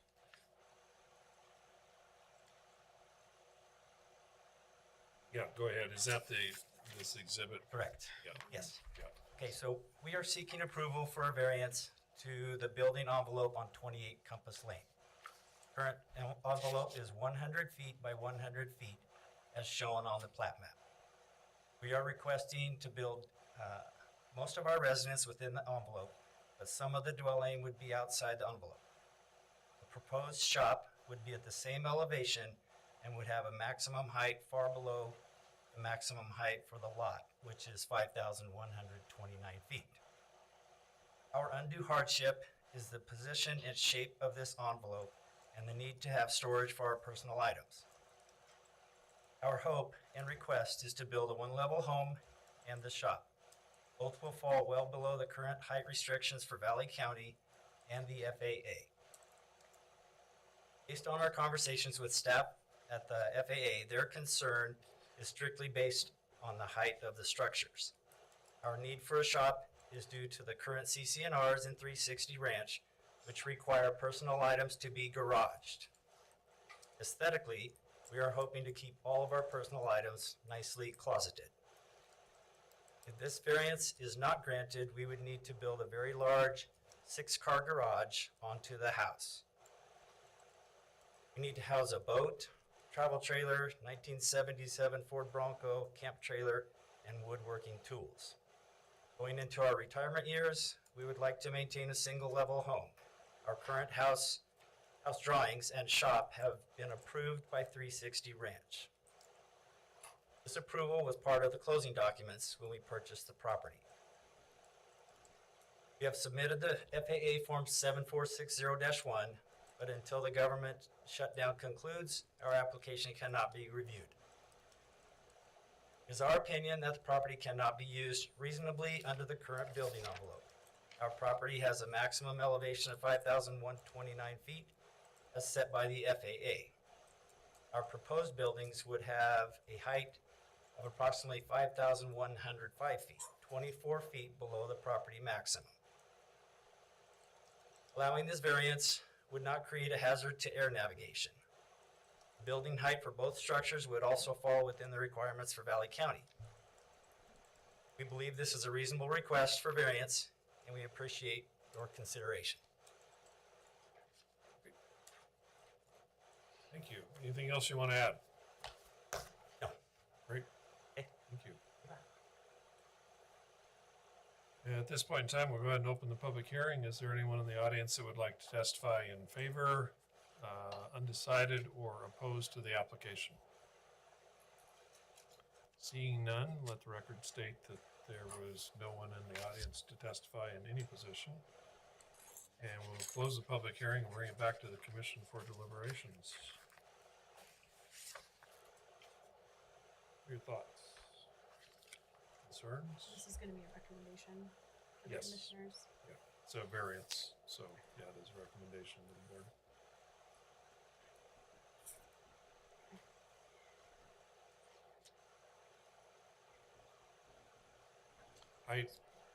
My thoughts are that if they have to follow the FFA, that's the Future Farmers of America, FAA standards, that's going to kind of govern that.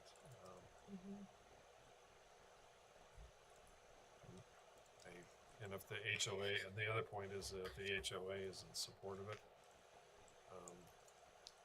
and there's nobody here to testify, it seems pretty reasonable. Your thoughts? The house, the variance for the house,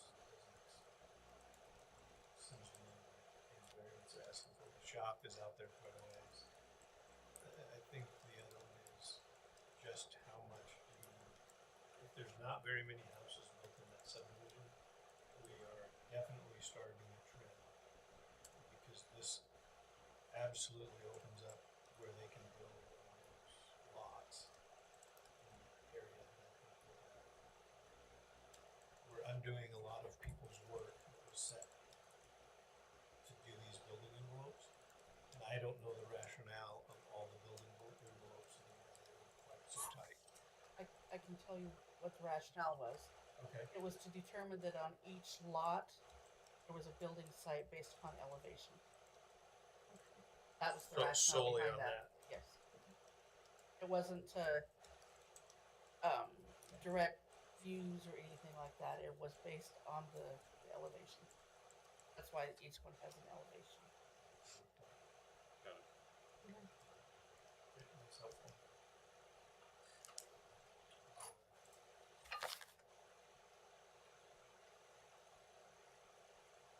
There wasn't a subdivision. That cat's done gone. That one.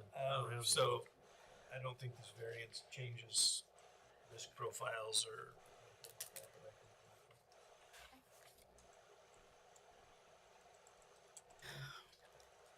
All right. New pilot down there.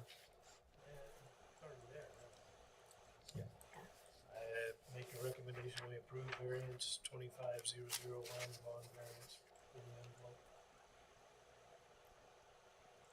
Is there a second? I'll second. Been moved and seconded that we recommend to the Board of County Commissioners to approve variance 25001, the bond variance from the building envelope. Any other discussion on the motion?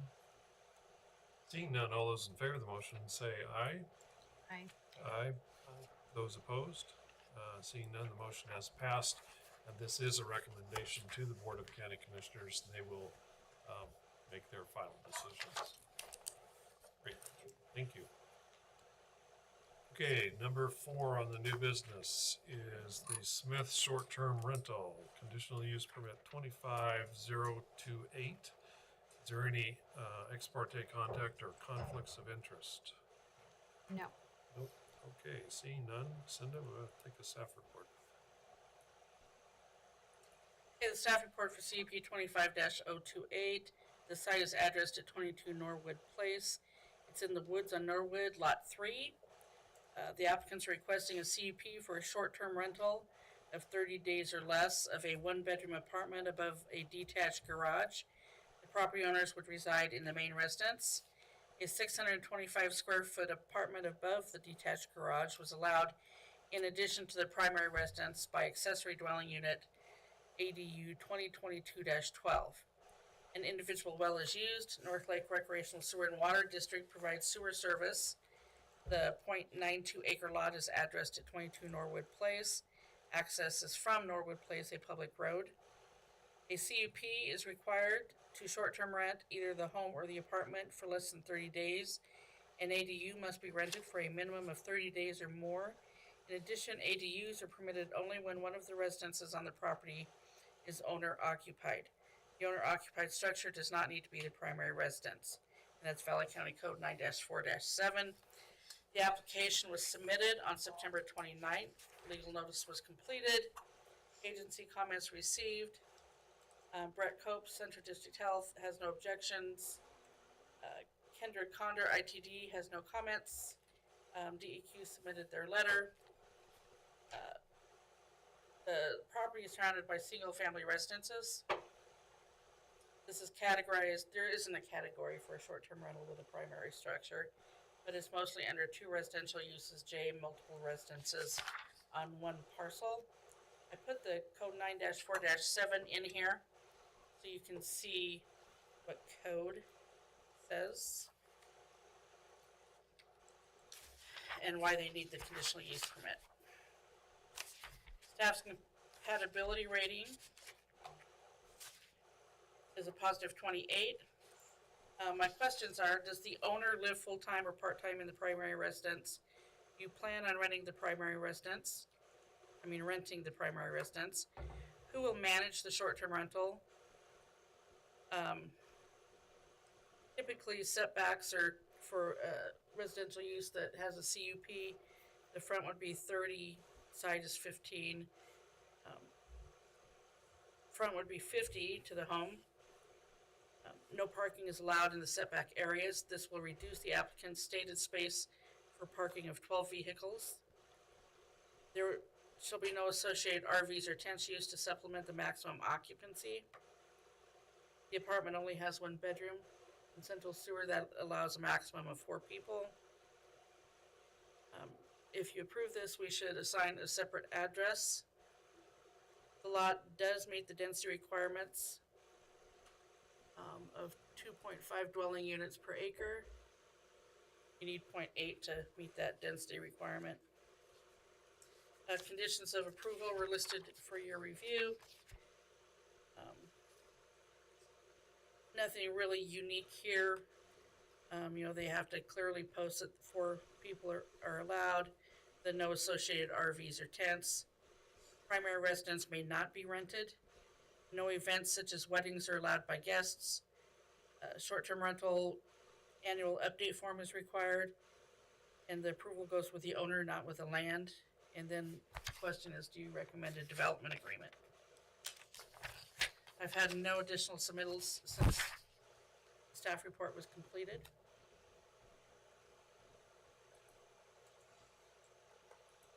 Okay. So no, on your staff report, you might want to strike the comment from DEQ about or excuse me, Central District Health, about yeah. the septic permit. Yes, it's on sewer. It's on sewer. Yeah. 2 questions. Did the applicant or did someone else propose the 12 vehicles? The applicant. Okay, and it's limited to 4 individuals in the unit. That's a concern. And then on short-term rentals, do we, as I don't know that there's CCNRs or HOA here, what about quiet hours? In the short-term rental ordinance, quiet hours are, I think, 10 to 8. So it's already embedded in the ordinance? It's in the ordinance, Okay. yeah. And it's on the short-term rental permit. And does the ordinance control the number of vehicles that can be parked on the site of a short-term rental? No, they just can't park in the setback area. Okay, they have to be set back from the property line.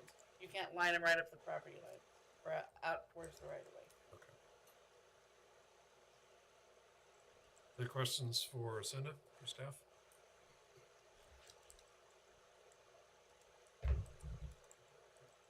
See the 12. It's on It's number, well, 6 under staff comments. the question. Is But it I a think question? it's on, It's on the No, application It's on form, application, but page it's 3 of 11. showing up. Yeah. Cinda asked it as a question, and I have the same question. Okay. It says that they have 1 handicap space and 12 parking spaces are proposed. For 4, maximum of 4 people. Plus their use. In the main. yeah. Almost that. Okay, any other questions? Seeing none, we'll go ahead and hear from the applicant. So if you'd like to come up, state your name and address for the record, and welcome to the commission. Yeah, good evening. My name is Todd Smith. I'm 22 Norwood Place, Donley, Idaho. And I'd like to take this time to say hello to Cinda, who I've known my whole life. Relatives. Yeah. Did you say relatives? Yeah. I think Cinda's father, Mel, Yeah. is my mom's cousin. Yes. So, yeah. We're longtime residents of Valley County too. Yeah. So I was born and raised here. Can you go through some of the questions that were asked by staff? Maybe address some of the questions. Yes, sure. The 12 vehicles is because it's a detached dwelling. Dwelling is above the garage. The ADU is above the garage, so it's a maximum of 4 people. And then the primary residence, if you can see the picture here, it's my primary residence. And so the driveway is large enough to accommodate my use, plus additional dwelling and whoever may be put in there. So right now, I am authorized to put someone in there for 30 days or more. Not a big deal for me to do that. I have a house here in Cascade and I have a renter there. So this is my first attempt at short-term renting. So I do have rental units that accommodate the needs of Valley County and its residents. So, and then I will be living right next door to it. So I'll be able to manage it and see if it's viable or if I even like it. Most of the folks on my street are all short-term renting. You go in that street tonight, none of the residents that own those houses are there. Since I've been there, I have been given notice of also my neighbors applying for the same conditional use permit. So the only difference is I'm the only one in the on 22 Norwood that has an additional unit. So I actually would probably be the only resident on that street, to tell you the truth. My driveway allows for the U.S. Postal Service to do a turnaround instead of going all the way to the end because they're not allowed to back up for safety reasons. And it also gives better access for fire trucks if necessary.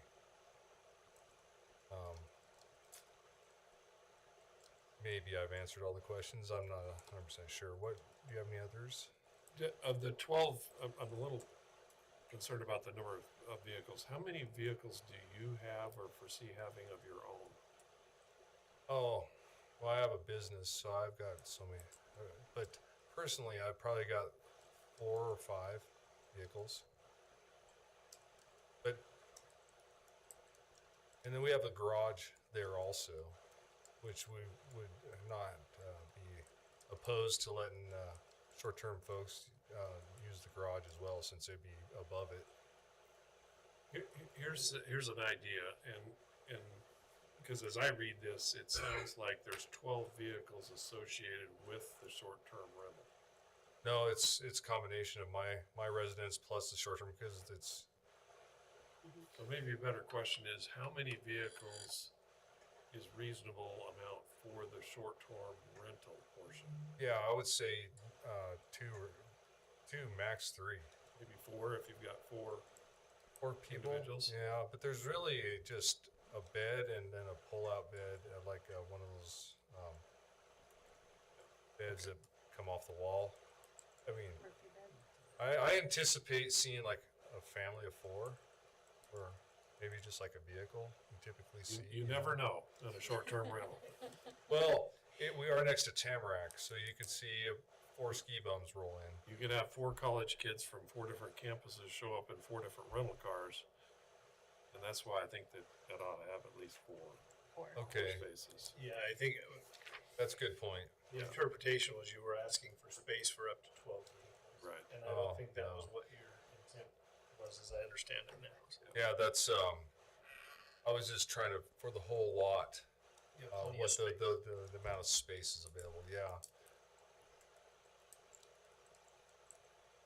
So it's erroneous. Yeah, I think I would suggest that we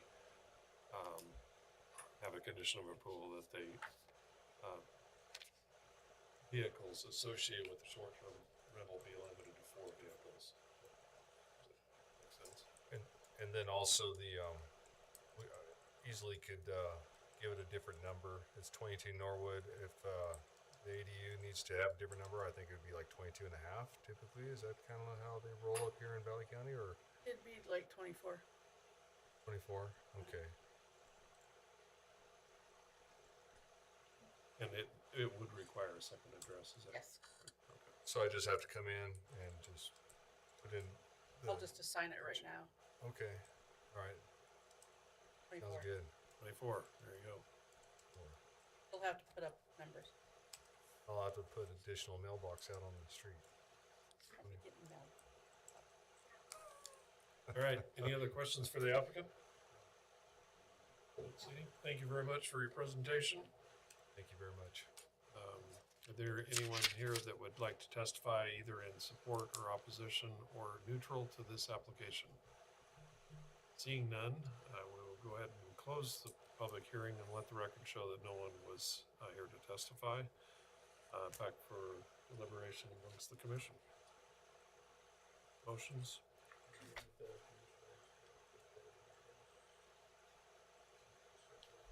Okay.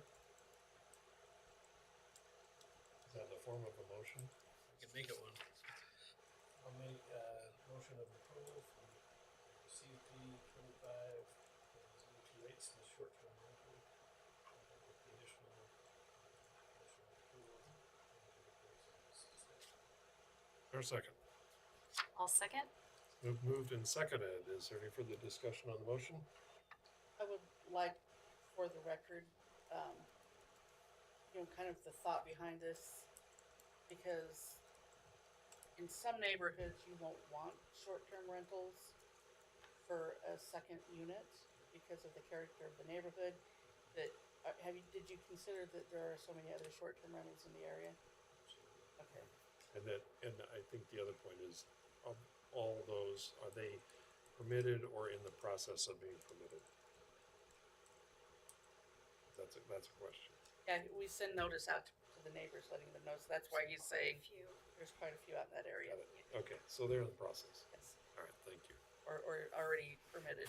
It's a consistent use within the neighborhood. Yes. I think it's also a strong factor. Yeah, Okay. that, Just for the record. Yes. that is a huge point for me as well, that you live on the site, so. I know it's getting late. Okay, there's a motion before us. All those in favor of the motion say aye. Aye. Aye.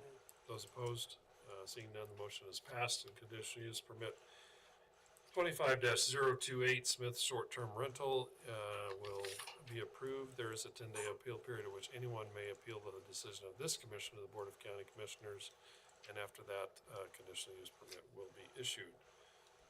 Okay, last item on our new business is the conditional use permit 25029 Yellow Pine Fuel Station. Is there any conflicts of interest or ex parte contact? No. Nope. Okay, seeing none, Cinda. Okay, the staff report for CUP 25029. The site is addressed at 320 Yellow Pine Avenue in Yellow Pine, Idaho. The property is 0.174 acres. The request is for fuel tanks and pumps, Continental Oil and CoEnergy requesting a CUP for fuel tanks and pumps. Fuel would be available to the public for purchase with a 24-hour card reader. No commercial sale of fuel is currently available in Yellow Pine. The tanks would be a 2+ hour fire resistant above ground double walled tank. Access would be from Yellow Pine Avenue and Ellison Street, both public roads. The site plan shows 2 different traffic flow patterns. The site previously had a fueling station, but was removed a number of years ago. The applicant also owns the Yellow Pine Tavern located immediately north of this site. Downward facing low impact lighting would be installed. The tank would be fenced. No landscaping is planned except for the additional gravel. And the existing Yellow Pine Information Board will remain on the southwest corner of the property.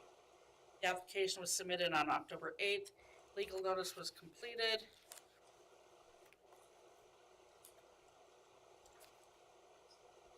Sorry. Agency comments received. Brett Copes has no objections. Tanks must meet setbacks to walls. ITD has no comments. DEQ submitted their standard letter.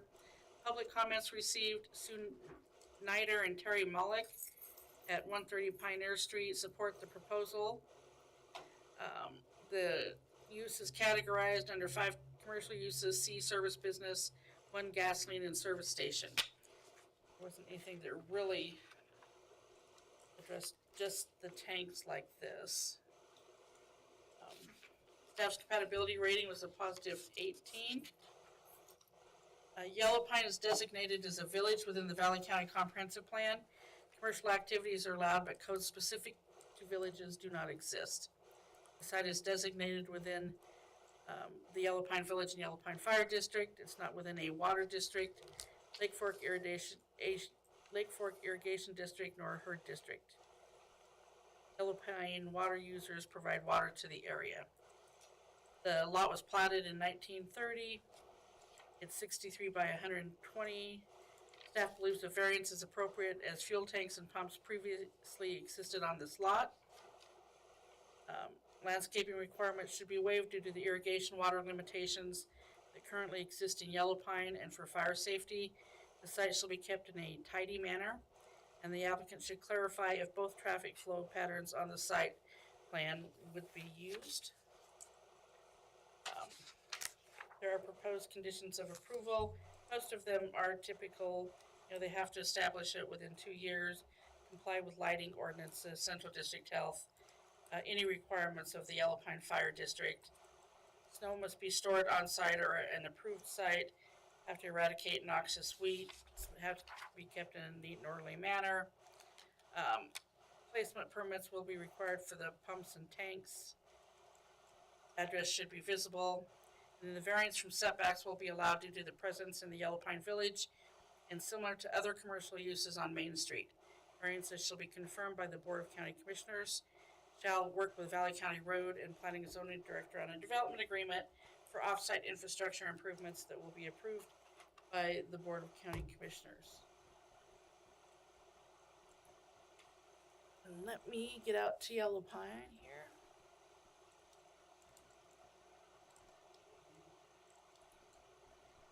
What? No, I asked if they needed a CUP and you guys said yes, they need a CUP. The other one was the site up. What was we talking about? There's a food truck. Yeah, we did There was a food truck. Food truck, yeah. Food truck, that's right. Oh, no, we did a fuel tank at OK Gravel Okay, Gravel. Same people. here. We did same- Idaho Power up at Yellow Pine. Yes. And we had talked about whether they needed a CUP here and you said yes. Yes. So this is the site. This is the community sign. the same owner owns this, that owns this site. The fuel tanks would be located Bless you. in this area, and the patterns would be coming in like this to the fuel tanks or coming in like this to the fuel tanks. They have public roads on both sides. And that, I mean, we did have some additional testimony exhibits. One from Lorene Munn. And she says the village needs an approved fuel station, provide fuel for visitors who need fuel to continue on or to return to where they came from. It's important to the businesses and the residents.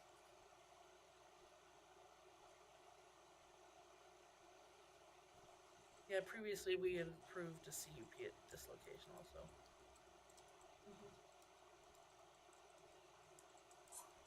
Cinda, I don't see it on the application, the size, I see the schematics of the tank, but I don't see the gallonage or size.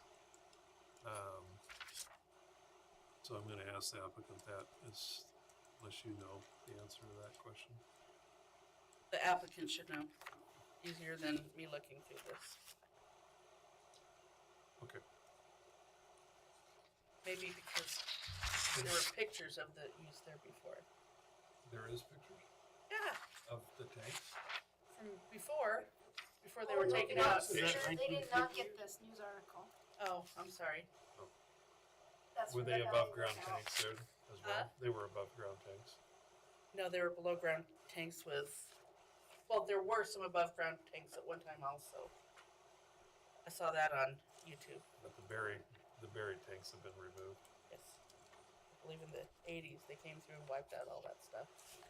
Here in Cascade too. Okay, any other questions for Cinda? And it's 12,000 gallons. There you go. Okay. We'll go ahead and hear from the applicant. You get the brownie point for staying late.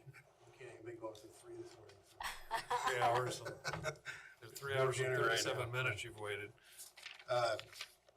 Brad Bell, CO Energy at 311 North Curtis Road, Boise, Idaho. You have all the information. The tank is a 3-compartment tank. It's a 12,000 gallon 3-compartment tank.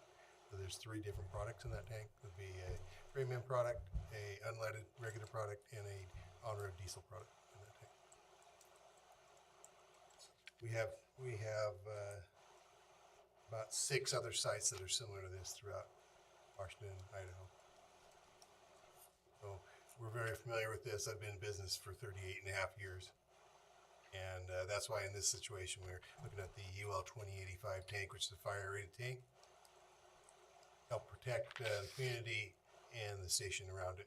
And anytime we're fueling cars with a flammable material, we want a fire rated tank because the dispensers will be within proximity, raised up above the 18-inch mark to fuel. And so will all the card readers and et cetera.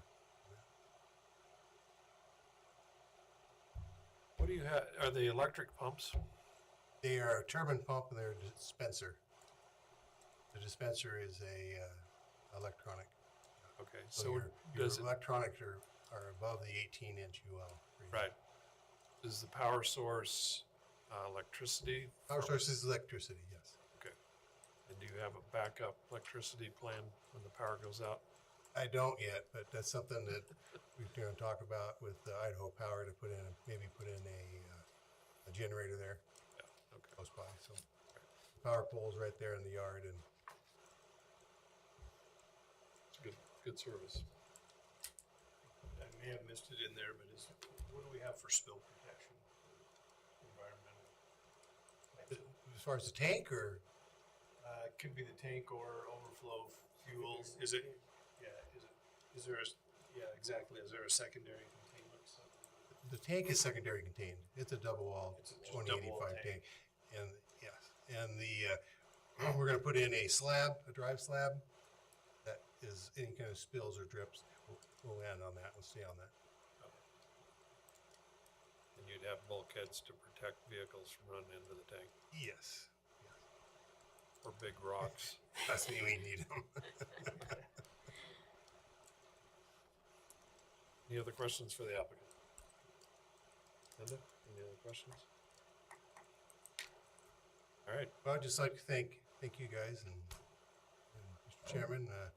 I'm immediate past chairman of the Energy Marketers of America, so I spent a year in that, and I know your position you're sitting in with all your staff here and other commissioners. So it's not always fun, as earlier this evening, but it's an important job we all do. So thank you guys. Appreciate it. Yeah, appreciate that. Thank you. Okay, we'll go ahead and call for any public testimony. Is there anyone that would like to testify on this application, either in favor or unopposed or undecided? It's getting late. Or opposed. One other thing I didn't bring up, but I didn't bring it, was I was sent an email today or text that on the Yellow Pine blog, there's 23 positive comments about putting the fuel station in. So. Okay. And when I was up there a month ago, That's I couldn't hardly get away. That's almost everybody. We'll consider that part of the positives. Thank you for the comment. Okay, let the record show that there's no one to testify in any of the positions for this application. We'll close the public hearing and bring it back for deliberations and or motions. I think this is great if it fills a critical need back there, and has my vote for sure. So I'm gonna be supporting you there. Make a motion to support CUP 25029 Yellow Pine Fuel Station. I'll second. It's been moved and seconded. Is there any further discussion on the motion? Seeing none, all those in favor of the motion say aye. Aye. Aye. Those opposed? Motion has passed. There is a 10-day appeal period in which anyone can appeal this to the Board of County Commissioners. After that, the permit will be issued. Thank you for your attendance and your patience this evening. Appreciate that. That concludes our regular agenda for new items. We do have 2 items under other. Cinda, we have 2 questions, I think. The first one is owner of this property here. Okay. Click right.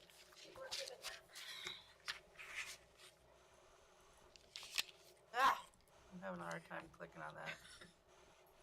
It's above the old. Here we go. It's above Anyway. the old sawmill. This is his property. This is no business road that splits it. And the whole thing is 18.61 acres. This is, I can figure out how big that is. Anyway, he wants to know if we would recognize these as 2 separate parcels because it's split by this major road. It's a major road recorded. What do you mean recorded? Is it owned by the county? It's a Public road? It's a public road. It's no business road. It goes up to the, Yeah. it's a very popular public road. To my point, it's not a road on an easement over one parcel. No, Or is it? There's a separation of land ownership here. If you look at the screen, this is what shows when you click on no business road. This was actually given in an easement by somebody in the past, or deeded to the county by somebody in the past. The little wide spot or the entire road? Well, the little wide spots, a conflicted piece. If you look at the assessor's records, it doesn't show that, but the GIS shows that. At some point, the county was getting gravel out of something, and so that might have been an easement to get gravel or an agreement to get gravel. It's on the GIS system. It is not on the assessor's ownership records. And the road is a separate piece going up through those properties. And so it's connected across that roadway. GIS has one parcel number for both of those. No. The assessor has one parcel number. Yeah. Assessor does. Well, there's 2 parcel numbers with 1 tax number. Ran into this one. That's right. parcel numbers, one tax number. It was deeded all in the same tax deed. It was assigned two parcel numbers because it's on two separate sides of the road. I don't have any problem with not having, not doing the subdivision. Just split the parcels. Yeah. Just recognize the parcels As two buildable separate. parcels. Been paying taxes on two. Okay. It's something we've done before, but I don't do it administratively. Okay. The next one. It's an action item. Do we need a motion on that? Sure, that'd be great. Gorman. Make a motion to recognize a parcel split. Two pieces divided by one business road, listed as item one. Is there a second? I'll second. It's been moved and seconded. Is there further discussion? So to clarify that motion, it's recognition of the two parcels being buildable as a division of a tax parcel. Okay. Yes. Okay. Question, all those in favor of the motion say aye. Aye. Aye. Those opposed? Motion has passed and the parcels will be split for the purposes of building. Second question, Cinda. Pearson. So, this is mostly just 11 Pearson Lane. Conditional use permit was approved on this parcel For the auto body, right? as an For auto the- body. It was Or the auto store. 24-2. It's for automobile sales. Mm-hmm. It's supposed to be established within 1 year. And they have not established it. The effective date of that permit was October 22nd. And they did not apply for an extension.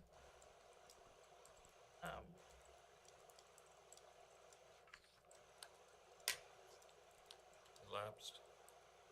Right, let's see. They do have a building permit. They've paid for a building permit, but they haven't started construction. Is the kicker.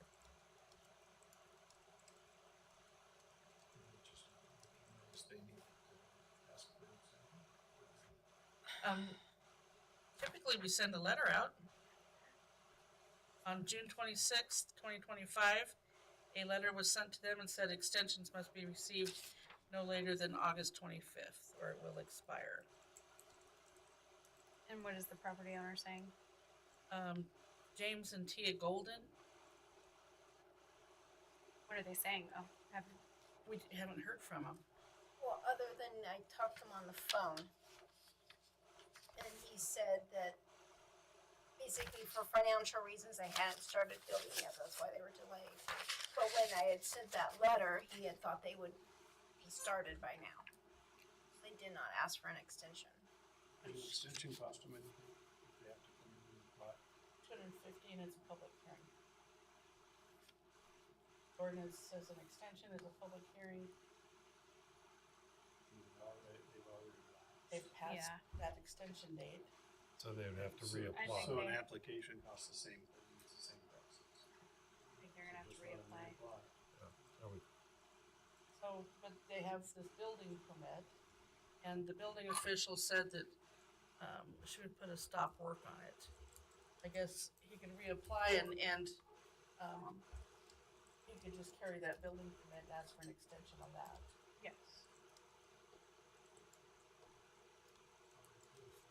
What? Let's do that.